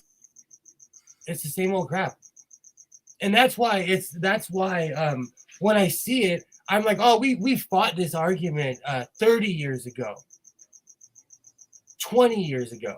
You know, like I said earlier, I came from the 90s where everything gave you HIV. People were scared of everything. I'm literally hearing these same arguments again in certain communities because of people like Dave Chappelle. So it's like starting from zero all over again. It's annoying. I'm going to be that old guy with that sign. Like, I can't believe we're still fighting for this bullshit. No, we shouldn't be. Look, we shouldn't have to fight for any of this bullshit. Anything's about equality. Equality just should be a fucking right for everybody. But the fact that we have to make little tiny laws to make make things equal for everyone just goes to show that people cannot be trusted with giving equality because they don't want to. Because people have this stupid idea that if I'm going to give equal rights to this person, then somehow it takes away my rights. Yeah, they're still assuming it's the zero-sum game, and that they don't get that. Yeah, giving somebody else a bit does not reduce yours at all. Which is exactly the argument to Turks. They go, oh, if we give an inch to any trans people, we are going to reduce what it means to be a woman. No, you're not. How does that possibly equate? Yeah, but these people live off of stereotypes. They live off of stereotypes. They don't even. That's another thing that pissed me off about the whole Dave Chappelle thing is that there are you can't say that any two Canadians are the same, or any two Americans, or any two Australians are the same, let alone pick out any small marginalized group. And again, he was bringing it back to the old small bullshit. Marginalized groups who challenge those stereotypes. Can I add to that? Can I add to that? Godless, you when you mentioned you can pick two people from two countries, you mentioned some very big countries. But let's bring that down to smaller. You can go to Monaco and pick two people from either side of the city, and they will be completely different, and it's tiny. That's the real world. That's the point you're making, right? And I constantly talk about how I only speak for myself. If someone sees something in it or gleans something out of it, like, hey, you know, I'm here for you, you know. But I'm not going to speak on anyone's experience because I'm not that arrogant and to assume about other people's lives, because we rarely speak of the hardships we've been through or how we got here, because we'd rather remember the good times. But life sucks, you know, and so I don't judge people because I know we've all been through the ringer, you know. So I try not to. I'm judgmental, but I try not to push my ways on people. I don't know where the statistic is coming from, but one of the things I do think that just anybody who's growing up autistic probably is not going to fit into the social norms because they probably don't understand what the normal expectations are. Oh, I didn't growing up, and my son doesn't. And it's a good thing that I was like very lightly on the spectrum, because wow, did it give me all the tools I needed. Because I mean, I was a touring musician for a bunch of years and stuff, and I knew that I was not the person to be a parent during those years because that would be stupid. But when I got to be 36 and got married, I was like, okay, you know, child time, that's cool, right? And I had a son. And with all my experiences growing up of trying to battle my slight version of the spectrum, because nobody, you know, I was just a misfit, right? It wasn't that, you know, there could have been an issue, right? You know, of course. But, you know, so when my son came along and started to display a few signs of autism, it was, he was about 2.5 years old. He was in a little play group. And one of the ladies said, hey, you know, that's a couple of signs, you know, this and that. And I was like, oh, well, he's just doing this. He's just doing that. And she looked at me and she said, you might be on the spectrum a bit too. And so I went and I got Felix checked out with a pediatrician and so on, and we went through a bunch of stuff, and turns out he's on the spectrum. And during it all, I kept saying to people, well, he's just doing this. He's just doing this. And when the professionals were done diagnosing my son, they were like, you are definitely on the spectrum too. But wow, you have really developed tools in your 38 years on the planet, and you're managing very well. But the way you're standing up and saying he's doing this and that all the time tells us that you get it because you're there, had you been diagnosed, and so it worked out rather well because I pretty much understand what's going on in his head. But between the two of us, we can go to the grocery store and you can't get out of our bubble fast enough. Fuck off. Seriously. I call that tolerance. I call that tolerance and exposure. If you don't like what the fuck I'm doing, you can fuck right off. Yeah, all man. The time. And Godless, when you're in the grocery store or whatever and you're doing your thing and somebody comes over and you're in the middle of managing a situation that could become a meltdown, it could become something else, you're not really sure, but there is some escalation involved. Isn't that always when somebody shows up and says, oh, you know what? My niece is on the spectrum, and really, great to know you spent about 12 hours with her and you fucking have it all figured out. Thank you very much. That's why, I look deadly. So most people leave me alone. I have no patience for sideline parents. I have no patience at Godless. all. When my son was like 2, 3, 4, 5 years old, my favorite t-shirt, and I used to have a printing business, so I made them all the time, was parenting advice not appreciated. And then in smaller print, unless you also have a child on the spectrum. Yeah, exactly. Well, exactly. But like you Right? say, Dick, if you grew up with it undiagnosed and you've been dealing with it all your life, you're not really aware of it. And what really drove that home to me was that when I finally got the official diagnosis, I was talking about it. I was a member of an adult Lego group. And after I was talking about it in there, in the next 6 months, 7 of the 10 members of that group got diagnosed as being on the spectrum. Oh, wow. I'm not surprised because Lego has been proven to be therapeutic. Are But you kidding me? I just went through a no, whole I'm saga. not. No, But I'm laughing because I just went through this whole saga with my son where 2 weeks ago, he was like, all right, I'm ready for all my toys to go into storage. I said, cool, but what about your Legos? Because I want to play with the Legos too. He's growing up, he wants to be grown. And he's yeah.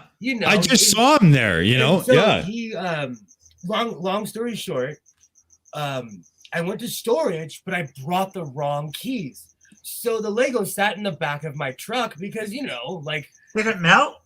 No, it's winter here, so it's perfect weather.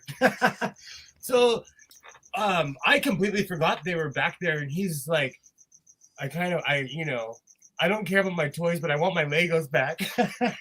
And I was like, cool, they're in the back of the truck. But, people don't realize how important things like that are. Yeah.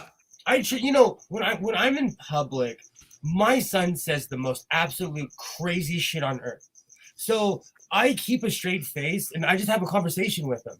And most people, only a couple of times have people stopped and said anything, but I'm not above telling someone to F off.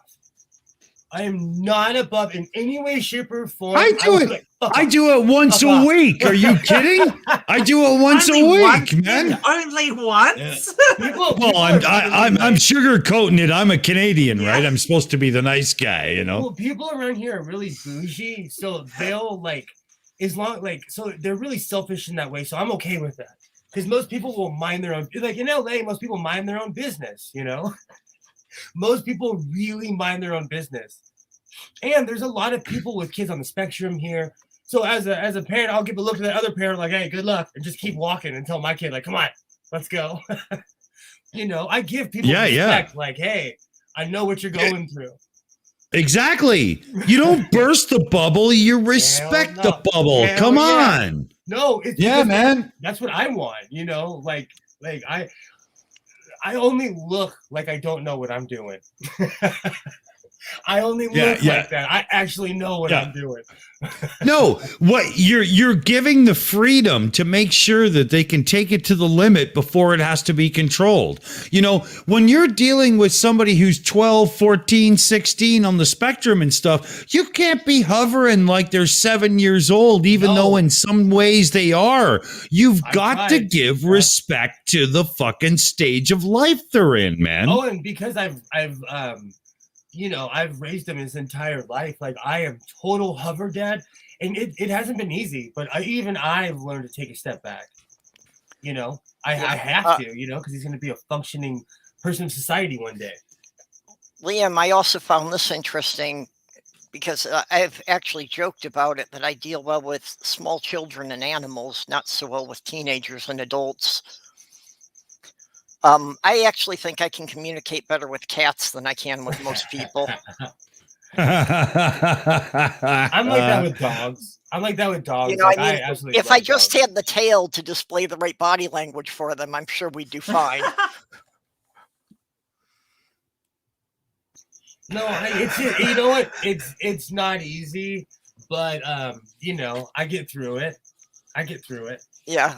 It was another thing when my fiance and I were watching some documentary. I forget quite what it was, but you know, she was remarking that, yeah, if anybody really wanted to study autistics in their own environment, all they need to do is go to a toy collector convention. You know, I reckon most of us who are into 8-bit computer collecting are probably on the spectrum as well. Yeah, I think it falls the same thing. Have you seen how many sewing machines I have now? Let's be honest and real. Right on Front Street. Have you seen how many sewing machines and I have a serger that I put back together. I have one of my friends who was in the Lego group I mentioned. He has an amazing talent. You can give him a handful of Lego pieces, and he can tell you every set those pieces appeared in. He can also then narrow it down to at least what decade it came out in by the mold markings on the pieces. Oh, wow. And this became a game in the Lego group to try and stump him. You know, and I think that there was only one piece that he was stumped on in like 6 years. Wow. Ow.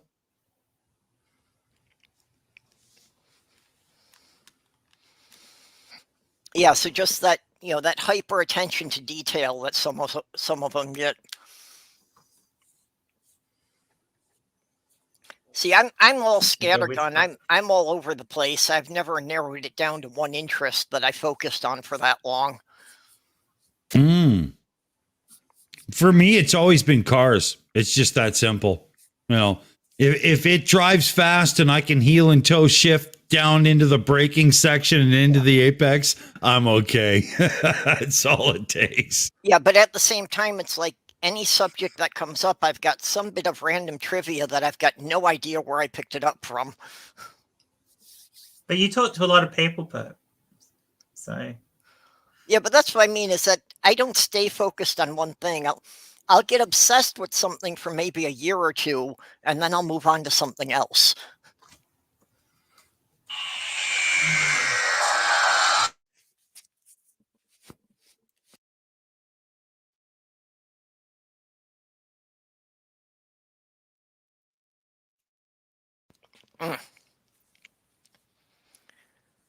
Dick, you're being quiet again. Oh yeah. The damn button got me again. I'm just trying to get an invite to the Discord into the chat there because Sheila, Sheila, that's how I think I should pronounce it. I hope I'm That's not how screwing that I up. was assuming that's how it'd be pronounced. Yeah, yeah. I try my best with pronunciations, but honestly, I was better at math. But she's got autism in the family as well. And Amy and I are just starting to get ready to book the second series of autism. So I'm trying to reach out to as many people that have autism in the family, because you remember last series, Purple, we did like the PowerPoint presentations about autism for Yeah. those that weren't in the know. Well, this time and going forward, because we want to make it a regular thing, we want to make it where we have people come on and talk about living with it and how they deal with it and stuff. And Yeah. and you know, they call it a spectrum for a reason. I mean, we've got 10-year-olds who have to wear helmets to protect themselves, and we've got 10-year-olds that can have a very intelligent conversation. They just get escalated now and then. It's a serious spread. So we want to get the families and the people involved in stuff and really talk about it and dig into it. Well, and another thing that I've come to is that, no one in my family, I've mentioned it, they accept it, but nobody has really bothered to learn anything about it. But I really think if they bothered to learn anything about it, they would realize that my father was probably autistic too. Are you kidding me? He was born in 1921, so in his generation, it was completely unheard of. I see so many of, the common patterns with autistics.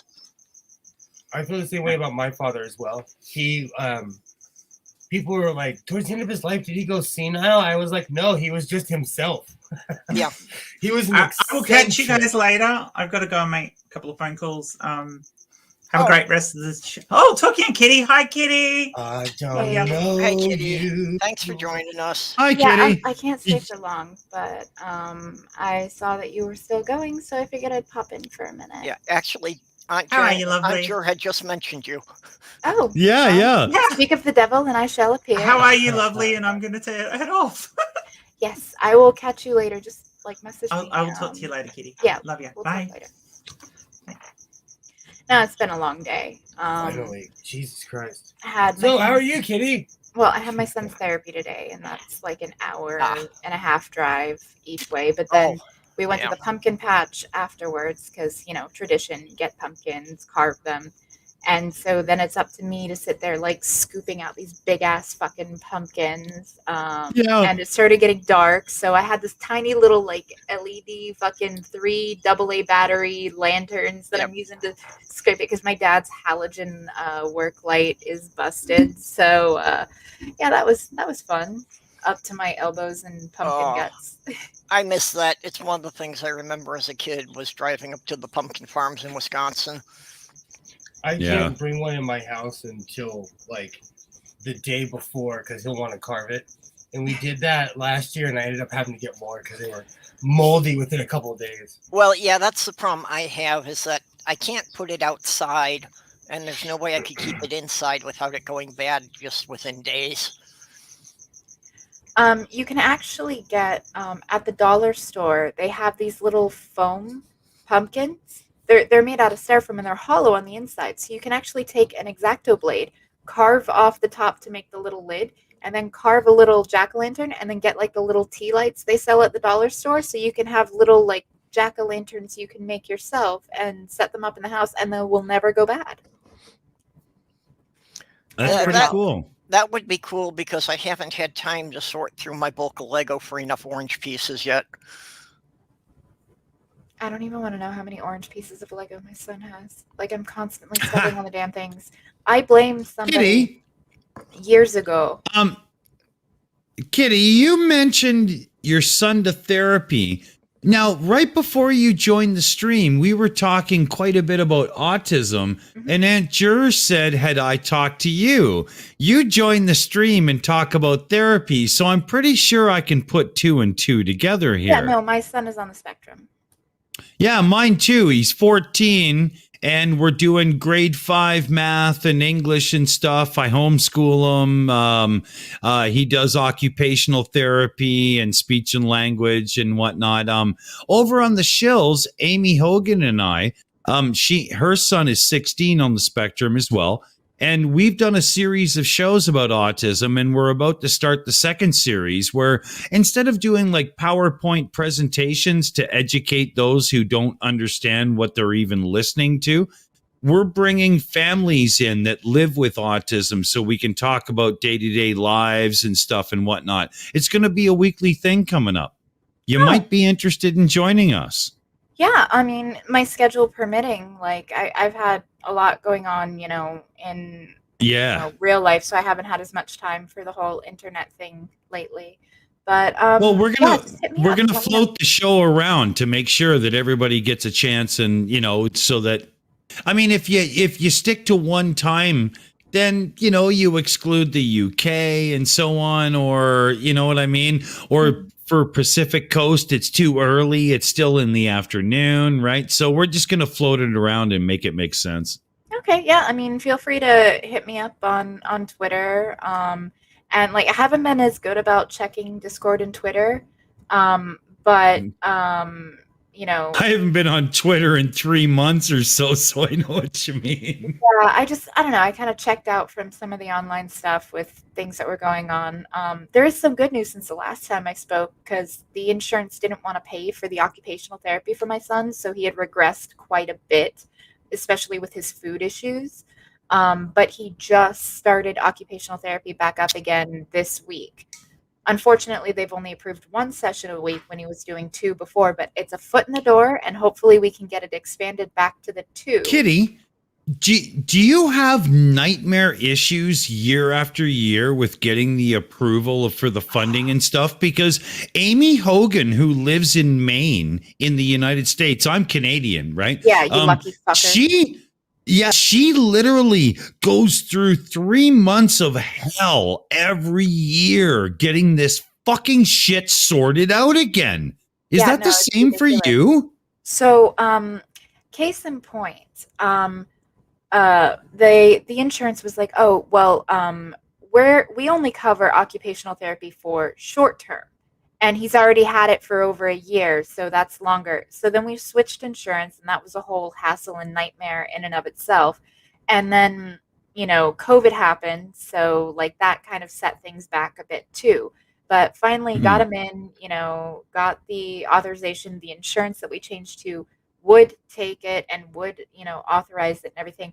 But his speech therapy, he went 7 months without speech therapy before COVID because the insurance company would not do any authorizations for the therapy unless the child had an audiology consult. It's like, my kid's autistic. He's not deaf.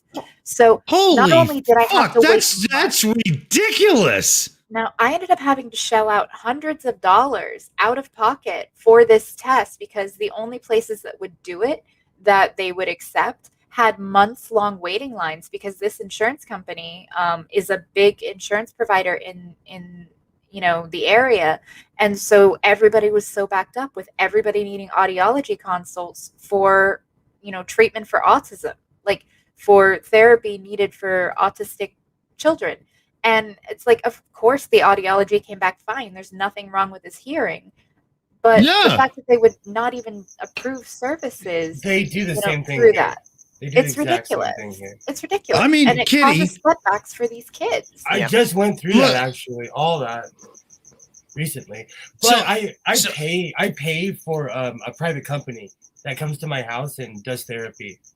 Yeah, we have to pay extra up here too.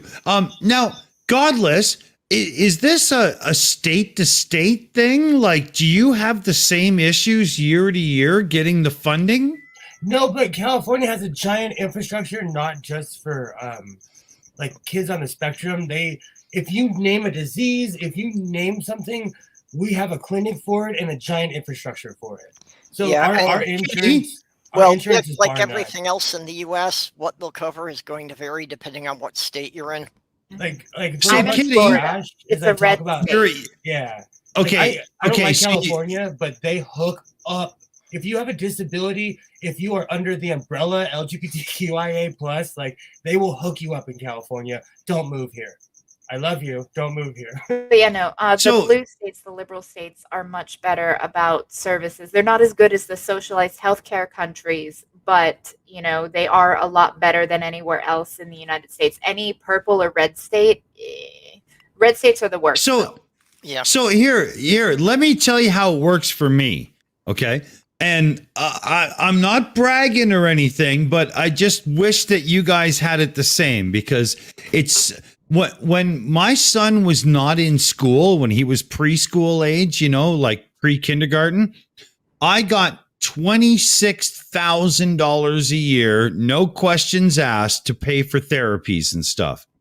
Now that he's in school, I get $8,900 a year to pay for his therapies. No questions asked. All I have to do is log into a website once a year and dictate where that money's going to go to the service provider. And then boom, he gets his therapies. But 86, 89, whatever, 100, it fluctuates a bit. Per year leaves me about 2,000 short. So I do have to pull it out of my butt. Right.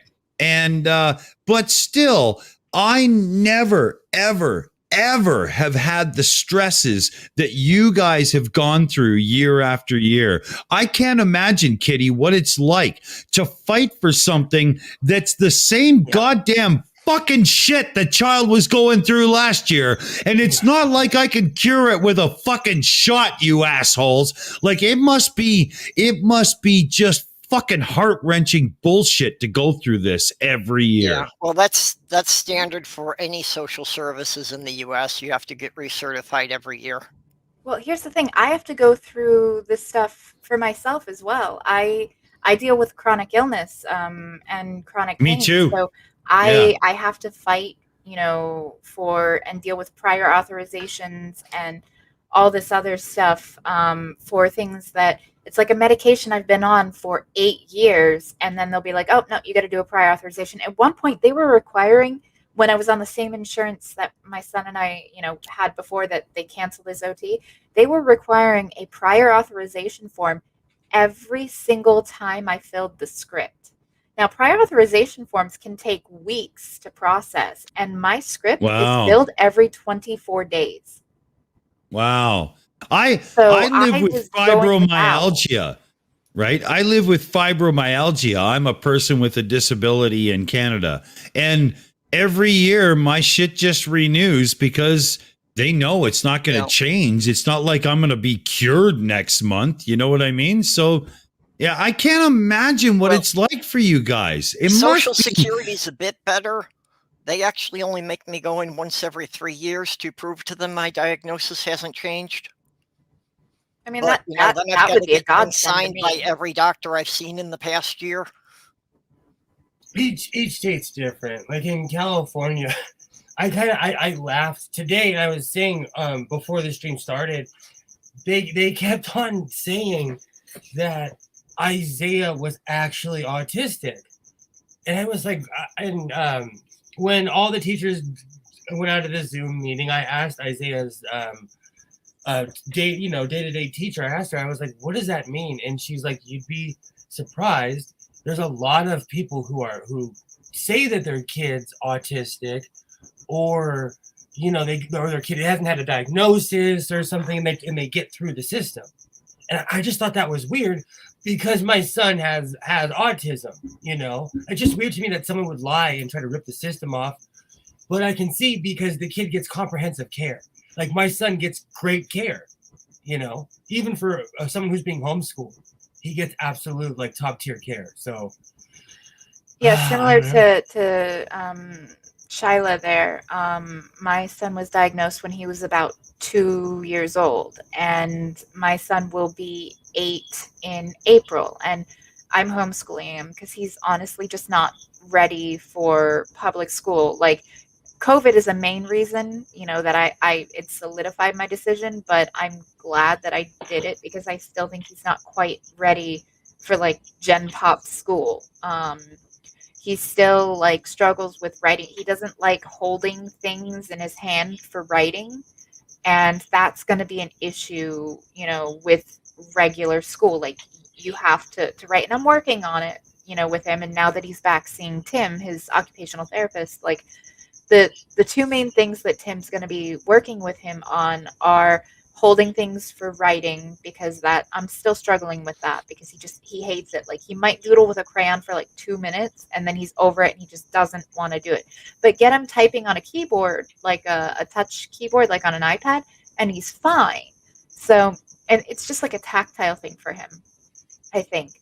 And the main thing for me is food. There's like only 5 things my son will eat that aren't junk food. And, you know, even some of the things he will eat are still technically junk food, like French fries. But he has an actual, like, real visceral response where he'll get physically ill.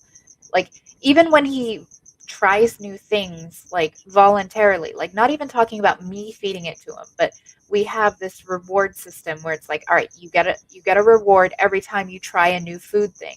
And he'll try it and like gag and like spit it up or throw it up, even though, you know, and sometimes he'll even try the same thing again and have that same reaction to it, like sweet and sour sauce. You know, was something that he tried, and he's tried it like twice, and he's like spit it up and had a bad reaction to it both times. Not that it's doing anything to him. He has no allergies or anything. It's just like the taste or texture of the thing, just, it sets him off. And so working with the food and the writing are the main things that, you know, we're dealing with in OT. I'm gonna take off. It was great. It was great talking to all of you. Memories, hugs, all those cliche things you're supposed to say. Go subscribe to the Godless Sewing channel. I'm killing it right now. Godless Sewing, Godless Sewing. Okay. Purple, as always, you've been lovely. Good night. Dick, it's been great. Purple, you're a racist. Good night. That's only acceptable in stools here. I mean, to be fair, though, you are a dinosaur supremacist, so you do think dinos are better than people. So, like, maybe you're just like racist against all humans. Speciesist would be more appropriate. No, I am Speciesist. I am not. I am here as an ambassador, so we can form an alliance with your planet. That's fine. Me and my demons in hell will gladly form an alliance with you. I guarantee that the sauropods and my demons and demonesses would run shit way better than the fucking monsters in charge now.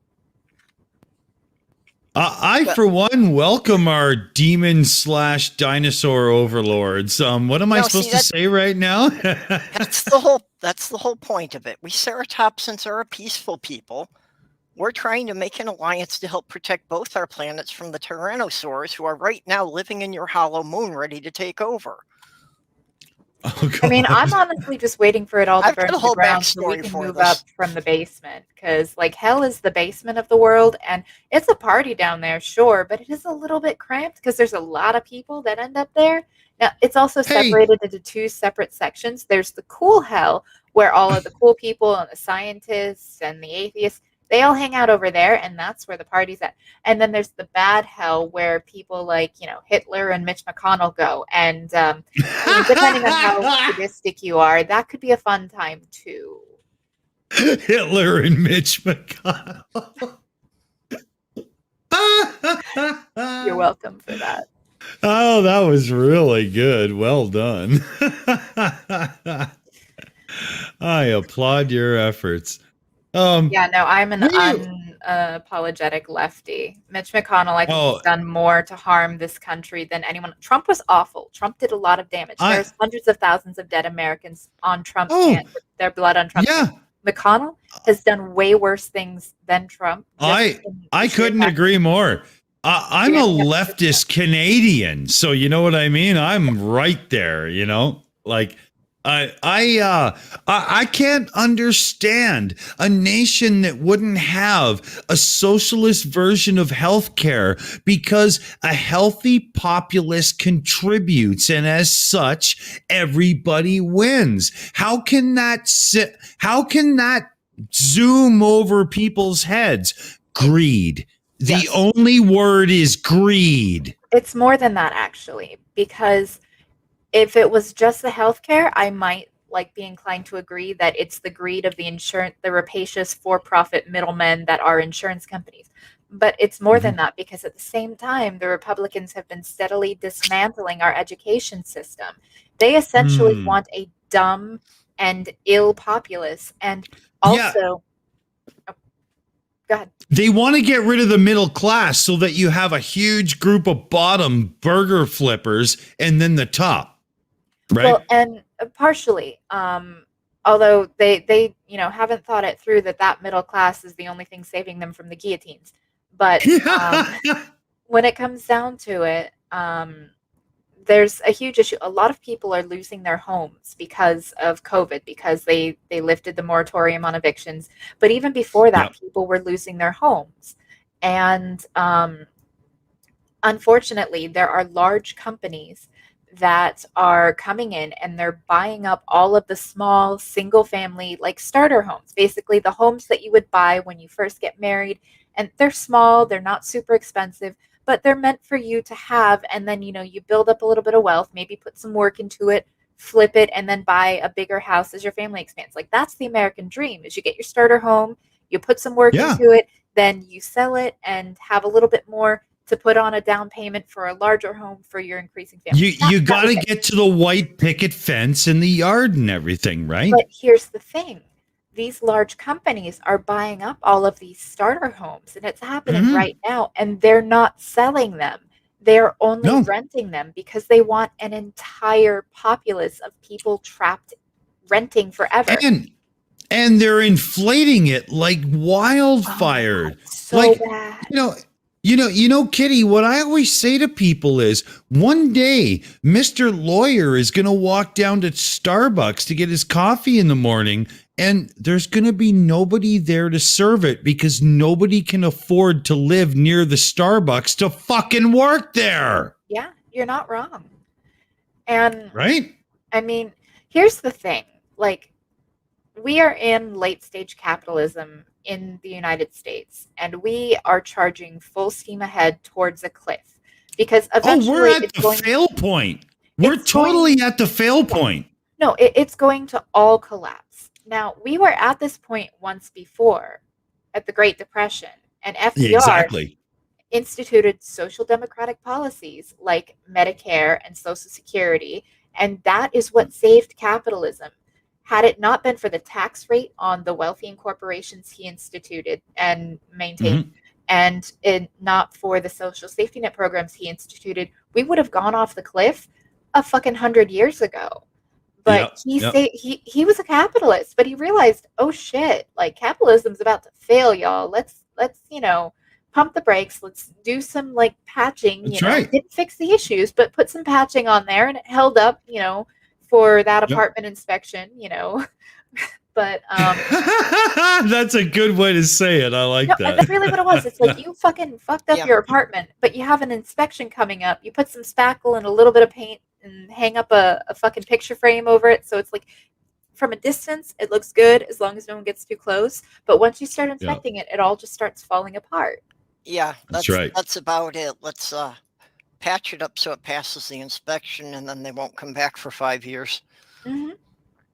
And ultimately, that's what he did with those policies he instituted, and they are incredibly popular, and they increased the quality and standard of life for tons of people. The golden age of prosperity in the United States was post-World War II. And, yeah, exactly. It was with these policies and a top marginal tax rate that was like some 90%. Granted, like, the people at the top didn't ever pay 90%. However, no, they always get those breaks, but yeah. Well, no, because the top marginal tax rate, it's a little bit wonky with how the tax law works, but you don't pay 90% on all of your money. It's basically your first $1 million, you pay, say, 30%, and then the next 5 million after that, you pay 40% on, that, not touching that original. It's just that amount. And then it goes up from there. So that once you get to where you're bringing in Bezos money, then at that point, on that last end of it, take most of it. Yeah. Like, we can invest it into our country rather than fucking missiles and drones to kill innocent civilians in other countries. like I want fucking Amazon to deliver my package with a drone that some fucking neighbor of mine is going to shoot down over privacy reasons. And before you know it, I've got cops in my neighborhood because people are shooting guns and blah. Like, it's a nightmare. But beyond that, nobody needs billions of anything. It's stupid. It's You can't spend that amount in ridiculous. your life. There, you can't even enjoy it. It's ridiculous. Like, I've got a home with 54 bedrooms. Well, that just means you have staff to dust them and clean them and all, and you still live a life that everybody else does in a 3-bedroom home, you fucking dipshit. No, You know, absolutely. Like it's I'm too with, I don't much. think It's that too billionaires much. should exist. I think that, you can be a multimillionaire. You could even be right up to that line and have $900 million. Like, I don't Sure. care. But once you get into the billions, like once you reach that Yeah. 1 billion mark, I'm sorry, Yeah. you're anything over like should be incredibly Hand taxed. it over, man. Yeah. We should be increasing the estate tax. Like they keep gutting the Yeah. estate tax, and people, like stupid people on the bottom who don't have, will never have an estate, will never be touched Yeah. by the estate tax because of the lie that they are sold that one day they might be part of that upper echelon. One day they might be part of the 1%. So they Yeah, don't yeah. want the taxes raised because one day they could get there, even though they will never get there. It will not happen. Even No, if no. even if you die and you've got $1 million in the bank, an estate tax isn't really going to touch any of that when you give it to your kids. But then the same people that are like, no estate taxes, they also are like, we don't want handouts and we don't want people to be given something for nothing. You got to pull yourself up by the bootstraps and you got to work. Well, Yeah. people that inherit an estate, they didn't do fuck all except have this Yeah. genetic lottery of having the fortune Yeah. of being born into, like Donald Trump. He didn't do anything for his money. He literally was No. gifted that money, shadily, by Yeah. the way, by his father. And- It was an accident and he's of birth. And he's fucked it right up a few times, for the love of God. Are you kidding me? That man is a menace. You No, know? absolutely. Fuck. But he's just a symptom. I like to think of Donald Trump's not the problem. Like he's just No, he's not. the He's most just obvious- an obvious target for the systemic issue that really is there. And it is that you've got somebody like Tim Cook from Apple who's going to get billions in fucking blah blah and this and that because he ran a company for a few years. Are you kidding me? All you did was look over the products of your engineers and go, maybe, yeah, okay, I think we could market that one really good and so on. And you're worth billions? No, you're not. You're just not, because without everybody underneath you, you would be nothing. And that goes like all the way down to the people who are like flipping burgers in your cafeterias. They shouldn't be living on minimum wage when your country or your company is hoarding billions. I mean, Apple Computer, when Greece was damn near bankrupt, could have bailed them out and still had 100 billion in the bank, for God's sakes. What the hell is that, man? What Bezos the hell could be is that? Bezos could be paying every single one of his employees $100,000 a year, and he would still be a billionaire because he would still be collecting it faster than they'd be paying it out. Yeah. Like the way that I like to describe it is billionaires are like dragons hoarding their treasure. It doesn't go to the economy. It doesn't go to the communities. They just No. sit on it. And getting back to my point about Trump, him being the most obvious symptom, I like to think of him as the smelly, black, like oozing with pus, necrotized wound. Like you have a necrotic wound. Yep. That gets your attention. That's Trump. Now, the fact is you have an infection and you have dead flesh. That is your actual issue. But the smell and the pus and the yuck, that's Trump. He's just the flashing red neon sign that says, yo, Well, there's an issue here. I've said all along that the Republicans picked Trump because they knew he would be a clown, and they knew he would take up everybody's attention, so nobody would pay attention to what Congress was doing. I gotta say, guys, as a Canadian, this is just the funniest conversation because we hate his guts. I mean, holy fuck. I mean, I don't like Trump, and I think he did a lot of great harm, and there's hundreds of thousands of dead my countrymen and women. Their blood is on his hands. I would say he set the United States back 20 years. At least. Oh, easily. Yeah. Yeah. Easily. The whole we only care about ourselves attitude and fuck the global community is so backdated, it's not funny. I mean, you can go back to the end of World War II when they were redrawing the borders and stuff and the inclusion of the Jewish community and so on and so forth and whatnot. I mean, Trump, you are so far behind the times. Holy fuck. You know, and being a Canadian watching from up here, it was unbelievable when the election happened and he fucking won. It was almost like South Park when they did the skit about, oh yeah, you know, I just voted for so he fucking won. You know, it was, we were shocked. Even Trump was shocked. If you look at his face, dead ass, he was shocked he won.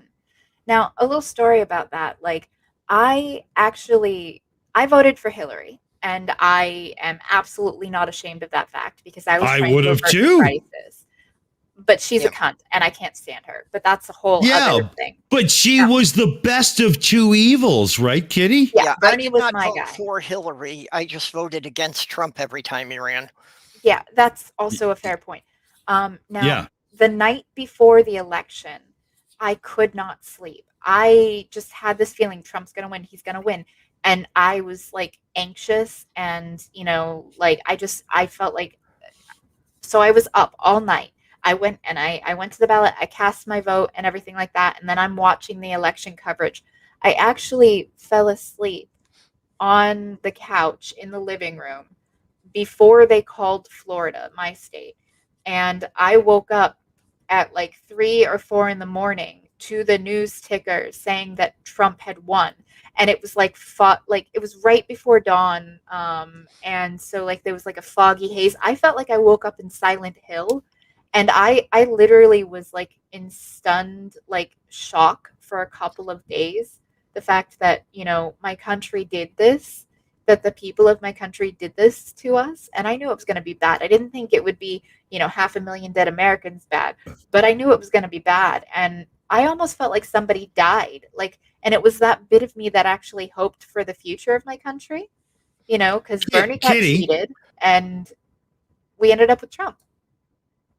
From the perspective of Canada, and we went and did it right after with Trudeau because of, you know, the fanfare of his father and everything, right? But for the average Canadian looking down on the election, we were like, okay, you know, we've had the Governator, you know, we had the Terminator do California, right? But, you know, born on Canadian or American soil, he wasn't going to run for the presidency.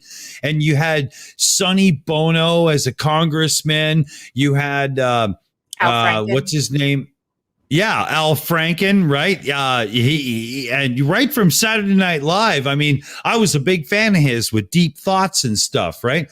But, and you've got Clint Eastwood, who was a mayor and so on. Like, there's quite a tradition of celebrities taking, you know, political power in the United States. Ronald Reagan was a celebrity. Yeah, but Jerry Springer is the mayor here. But Ronald Reagan was a B actor and he became the president, right? I mean, he was never in a really big movie. He was charismatic. But and Reagan, other than Reaganomics, wasn't actually that bad, you know? No. He wasn't. When you look in history, he wasn't that bad, right? He really kicked off the war on drugs and the incarceration of people of color and his mishandling of the HIV crisis. I will say, but the single thing. But hold on, you've got to judge him within the era he was president in. Okay, it's not fair for us to look at him now. right? Because we had a lot of motherfucks in charge then. That was the day and age of the white guy, right? You know what I mean? Like, it was not good. The single thing I can never forgive Reagan for is killing the plan for the U.S. to go metric before 2000. Oh, God, I'll give you that he one. He did that because he said it was part of his plan to balance the federal budget, Which he because never it would be too expensive to reprint all the highway signs. What? That's the reason the U.S. is not metric today. It has nothing to do with us thinking our way is better. It's literally goes down to Reagan. And we wouldn't have had a multi-million-dollar satellite fucking crash into, I think it was Mars? Yep. Because one of the Mars there were multiple explorers. people working, and it was set, it was supposed to be done in metric, but it was done in I remember US. that. Yeah, I remember that. Yeah. Yeah, one piece of equipment was weighing ounces instead of grams. Yeah, I remember that. I remember that big time because that was funny to me, like being Canadian, because up here we get taught your system and the metric system in school all our lives. And it's really fun. I love it. Well, the same kind of error sank an entire class of Spanish submarines, because they had ordered, I think it was the diesel engines for the generators, they had ordered from an American supplier. And somebody made a miscalculation in converting the US to the metric. I think that the decimal was off one place. So these subs wound up being like 70,000 tons heavier than they were supposed to be, so they would never resurfaced. Floating coffin. Essentially. One voyage.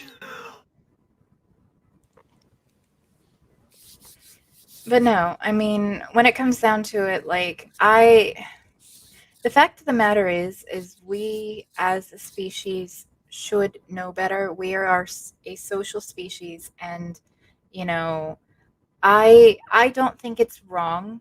Sure, you can take into account, you know, that the time period that, you know, Reagan lived in. However, the fact of the matter is HIV ravaged this country because it was considered, you know, a gay disease or a queer disease. They did not take it seriously. It was basically the COVID response of Trump before COVID. Oh, yeah, but it actually ravaged North America because we followed you guys hand and foot up here. Yeah. Like, we literally just followed the American response and said, yep, good enough for us. The problem we cannot overcome as a species is we're a social species, but we're very tribal. And the human brain... It was Aristotle. The human brain can only recognize about 100, maybe 150 individuals. And we can't get by that concept that anyone that you have not personally met cannot be part of your tribe. So you can't care about the people who live in the next state.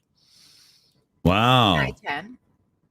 Well, purple's a part of my tribe, so that's bullshit right fucking there. Well, no, I mean, come on. I mean, just as a general concept, that's what Yeah, I get it. I'm just being a card. Yeah, I mean, I guess it's fair. Like, the individual people, you know, in the next state over, I might not care about on an individual level. For me, it's about the principle of the matter, you know, and the fact that, you know, I believe a government has a responsibility to meet the needs of its citizens, and that there should be a baseline below which you cannot fall. In supposedly the richest and best country on earth, we should not have homeless veterans. We should not have homeless people, period. We should not have children going to bed hungry. We should not have people choosing between eating and insulin, you know. Well, and this is something that they worked out like 200 years ago, that the reason we have social welfare safety nets are because it's cheaper than not having them. If you have too many desperate people wandering around, they start doing violent things just to try and get enough substance to survive. Well, yeah, the number one precursor to crime is poverty. Is desperation. That's the thing that I don't understand. Like, up in Canada, we our jail system is called corrections. There's no corrections. All we do is lock people up with like-minded people. They share stories on cool crimes they can commit. And when they get out, they have brand new ideas to fucking unload on people. But if we actually did corrections, we might get somewhere. If you If focus everybody the had- Labeling it. instead of just punishment. If everybody had a dry place to sleep and knew that they were going to eat every single day, that would eliminate most crime. Right? I mean, seriously. Yeah. And a lot of crime is driven by the need for hard drugs. So why don't we administer it in a level that is maintaining and then deal with the people to get them off of it and into regular society instead of just locking them up so they can all hang out and trade stories on how to be good Well, hey, criminals? I know. What the fuck is that? I've been homeless twice in my life. I've done some things I'm not proud of, but when you're in that situation, you do what you have to do so you've got food every day. Well, and that's another thing got you it. bring up drugs, because a lot of people use drugs as a form of escapism. I guarantee you much fewer people would be addicted to hard drugs if, again, they knew they had a roof over their head, food in their belly, and healthcare. Like, those are the main things that people need. Well, Yeah, you know, if Kitty. you're assured that basic minimum standard and you're not worried about just where you're going to get your next meal from, then you can actually start planning for the future. You can start doing things to improve your situation. That's right. You need the ability to not just simply have a place to sleep and wake up in the morning, but you need the extras that make you feel like you're part of the contributing human race. Otherwise, you can't even get to a job interview. You know? The fact of the matter is the number one job killer is automation. Eventually, there's not going to be enough jobs for everyone.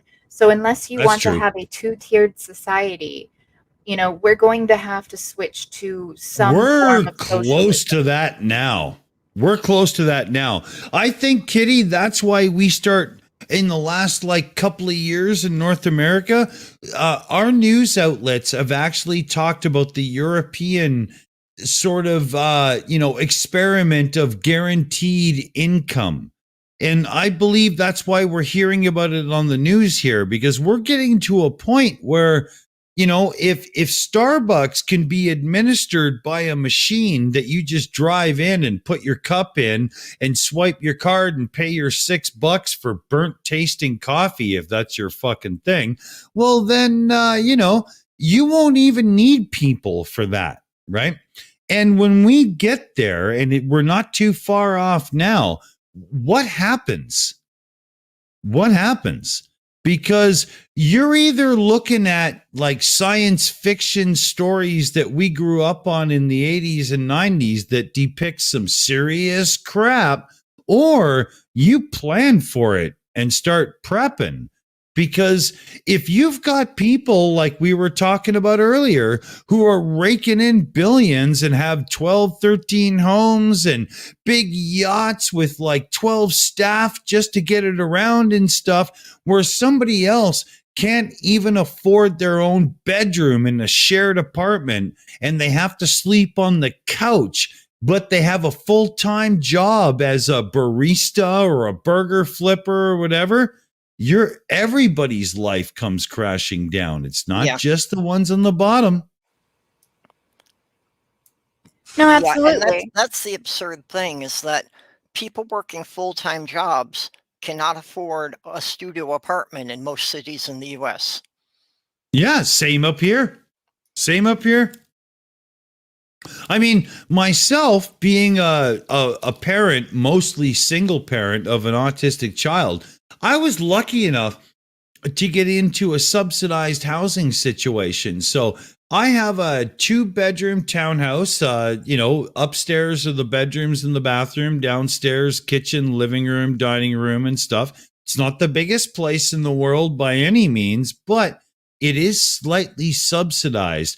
And me being on disability and whatnot, and so on and so forth, it makes it so life is at least somewhat comfortable. But I know there's a lot of people out there in a lot of situations where, they got government assistance and they can't even afford to live in the spot that they were 10 years ago.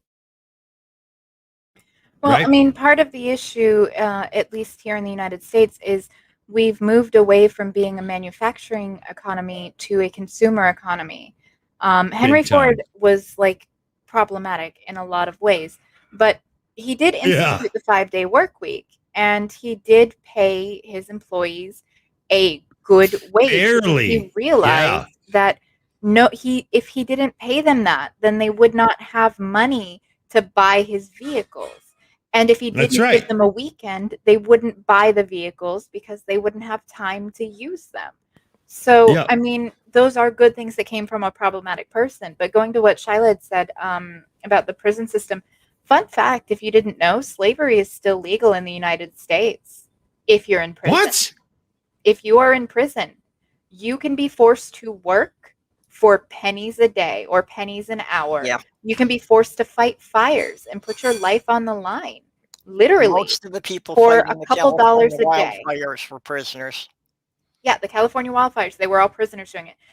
Even in our Constitution, when we, abolished slavery, there was a stipulation in there that it did not count if you were in prison, which is why we have such a prison industrial complex of trying to have uneducated, desperate people that end up in prison, because then the private prisons, the for-profit prisons, get money from the government, and they have basically slave labor. Oh, for-profit prisons puts a real capper on that one, right? Because if you've got a government prison system where there's no profit, it is just corrections. And instead of just locking people up all day, you put them to work on, jobs that actually make sense. Like, where I live in British Columbia, we have serious wildfire issues.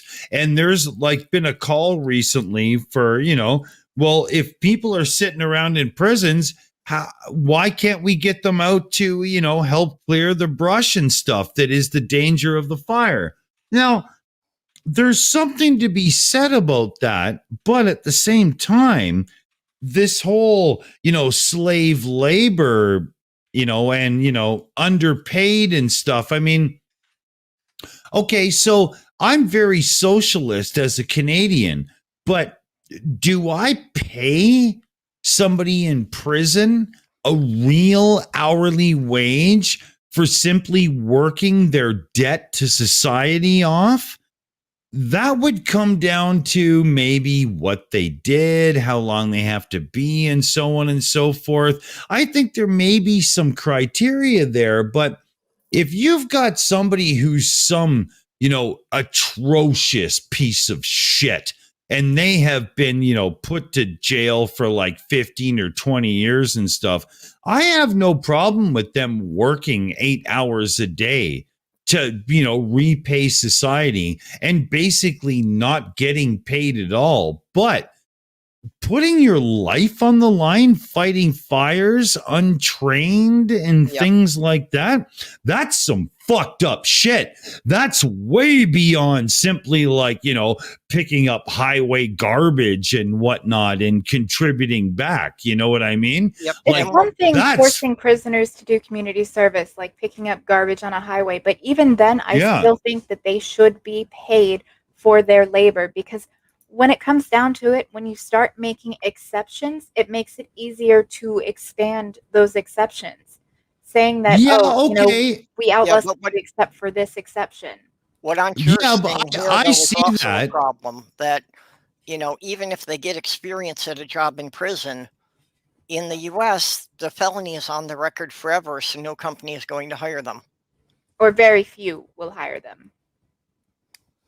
Right? But if you've got somebody who's been selling illegal fucking unmarked handguns and stuff, and they have to go and, do 3 years of community service work instead of just being locked in a jail staring at a television on a fucking metal picnic table all day, I would rather, instead of us paying big money to house them and feed them and stuff, I would rather see some of those guys that have big sentences without actually doing something for the community instead, contributing, because my paying big tax dollars to house you just to simply say you're being punished does fuck all.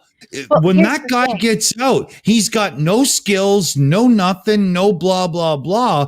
But at least I might not have garbage on my street for a bit, or my highway or whatever, Well, here's the thing though, like when it comes down to Yeah. it, like the tens of thousands of dollars a year that, the prisons get paid for each inmate, it doesn't actually go to actually taking care of said inmate. A lot of the things that you need in prison, you have to pay for out of your own pocket. Oh yeah, but what you just said doesn't apply to most of Canada, because we only have a few non-government prisons. I mean, we don't have this Well, corporation for prison thing, right? But even still, I actually did, when I was like 22 years old, I did 3 months in a jail for a crime I did not commit, and I got out afterwards, and then I fucking sued and stuff, and I got some money, right? But I have to have a toothbrush. They didn't give me one. I had to pay it out of my canteen money. Even in Canada, that's how it works, right? You got to provide for yourself. But every prisoner in Canada gets X amount per day in tax money just because you're there. And it is enough to pay for your shampoo, soap, Not the case toothpaste, here. toothbrush, and basic supplies. And that's why I say in Canada, they are basically taken care of, but really all they are is just thrown into a room as a bunch of fucking dudes, and there's a fights and blah, blah, and this and that. And all they do is sit around and watch TV on the screen. I mean, literally, if I was locked up for 6 years in Canada, I'd rather be out working it off myself. It would just make the day go by better. Also, something to consider in the United States, the majority of the people in prison, the largest group, are nonviolent drug offenders, or just drug offenders in general. Yeah. People that Yeah, shouldn't you even have a be in prison. serious, you have a serious But problem it's with because that, they're right? slave labor. That's why. Yeah. And so the prisons, they here- get money from the government, and they're also bleeding the prisoners dry for the toiletries that they need, for anything that they need while they're in there. And then they can force them to do menial work or dangerous work in the case of firefighting. And the prisoners can't say no because See, they're our slaves. situation, okay, I see what you're saying here. This is seriously different, because my situation, like back in it was the early 90s when I did that little bit, right? But how it worked was we got things tax free. So when I did that 3-month little thing fighting that charge, they were weaning people off of smoking in jail at the time. That was the era, right? And a pack of smokes for an inmate in Canada was still only $2.50 when it was like $8 retail, because there was no tax to an inmate, right? And you guys, it sounds like you guys got the other way around. So if a toothbrush is worth $1 US, inmates are paying what, $3-4 or something, that kind of thing. That's what you're saying, prisons, right? they can make it as high as $10 or $15 for a toothbrush. These prisons will actually turn the screws to these inmates, and if they aren't working, for their pennies a day, or fucking have somebody that's putting money into their commissary account, they get nothing. Wow. Okay, The situation is completely different. Sorry, Purple, go. Well, this is a discussion that obviously we could go on for days about, but I love it. Yeah. Well, I've been running this for 3.5 hours, though I need to shut down and go try to get some sleep. I was about to pop off too, so good timing, as So- always. Okay, well, Glad you joined, got Kitty. anything Good coming up chat. you want to plug? Ooh, me? Yep. I have been doing a little bit of stuff with TikTok because it doesn't require as much setup with OBS and everything like that. For some of the stuff I've been doing with sewing and embroidery, and I have a Twitter for that TikTok that posts whenever I do a video. I do a post on that Twitter account, and it's not the same as my regular Twitter. If you want Purple for your records, I can, shoot you over those links for any time I pop into a stream, because I know you're really good about everybody's links. So I will do that later if I don't forget. Other than that, I've been dealing with my own stuff and just popping up here or there. I'm glad that I did get the chance to join tonight for a little bit. It was a very good discussion. Appreciate you agree. coming in. We hadn't been seeing much of you lately. I said I would try, and so I took care of what I needed to. I was relaxing because I was in too much pain to sleep anyway. Well, So I yeah, was like, well, if she's still going, let's see. I understand, chronic pain issues. I can't imagine chronic pain while raising a kid, let alone an autistic kid. Yeah, I can't imagine how you manage that at all. With lots of I help. know. I know how she manages, at least in part. There's 3 letters: C, B, and D. Yeah, I know you're dealing with a lot of the same there. Okay, so Dick, what do you want to plug? Well, the shills, of course, right? Because we're always over there streaming and whatnot. But very soon, and we were talking about this, in the chat and whatnot with Sheila there and so on. We've got the second series of the Autism Show on the Shills channel coming up. Kitty, you got to join us. We're going to have, people joining us and talking about real world issues in a real way.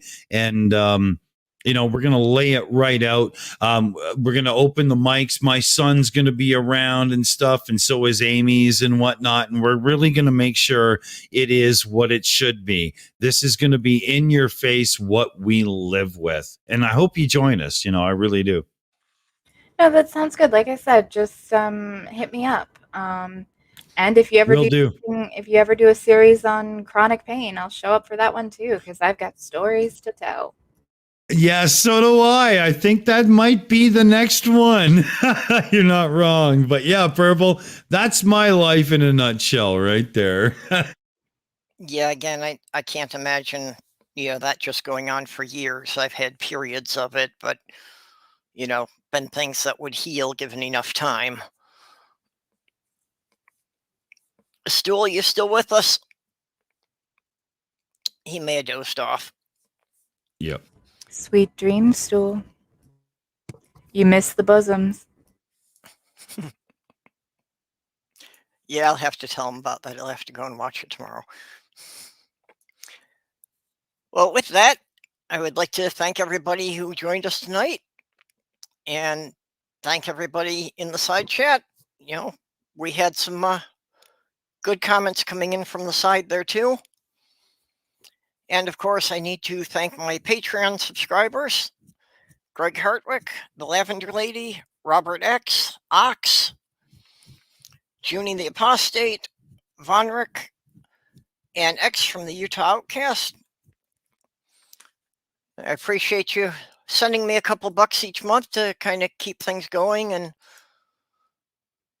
so I can try to pay for things here without going too much into my own pocket. And with that, I will bid you all a good night. Have a good night, everyone. Good night.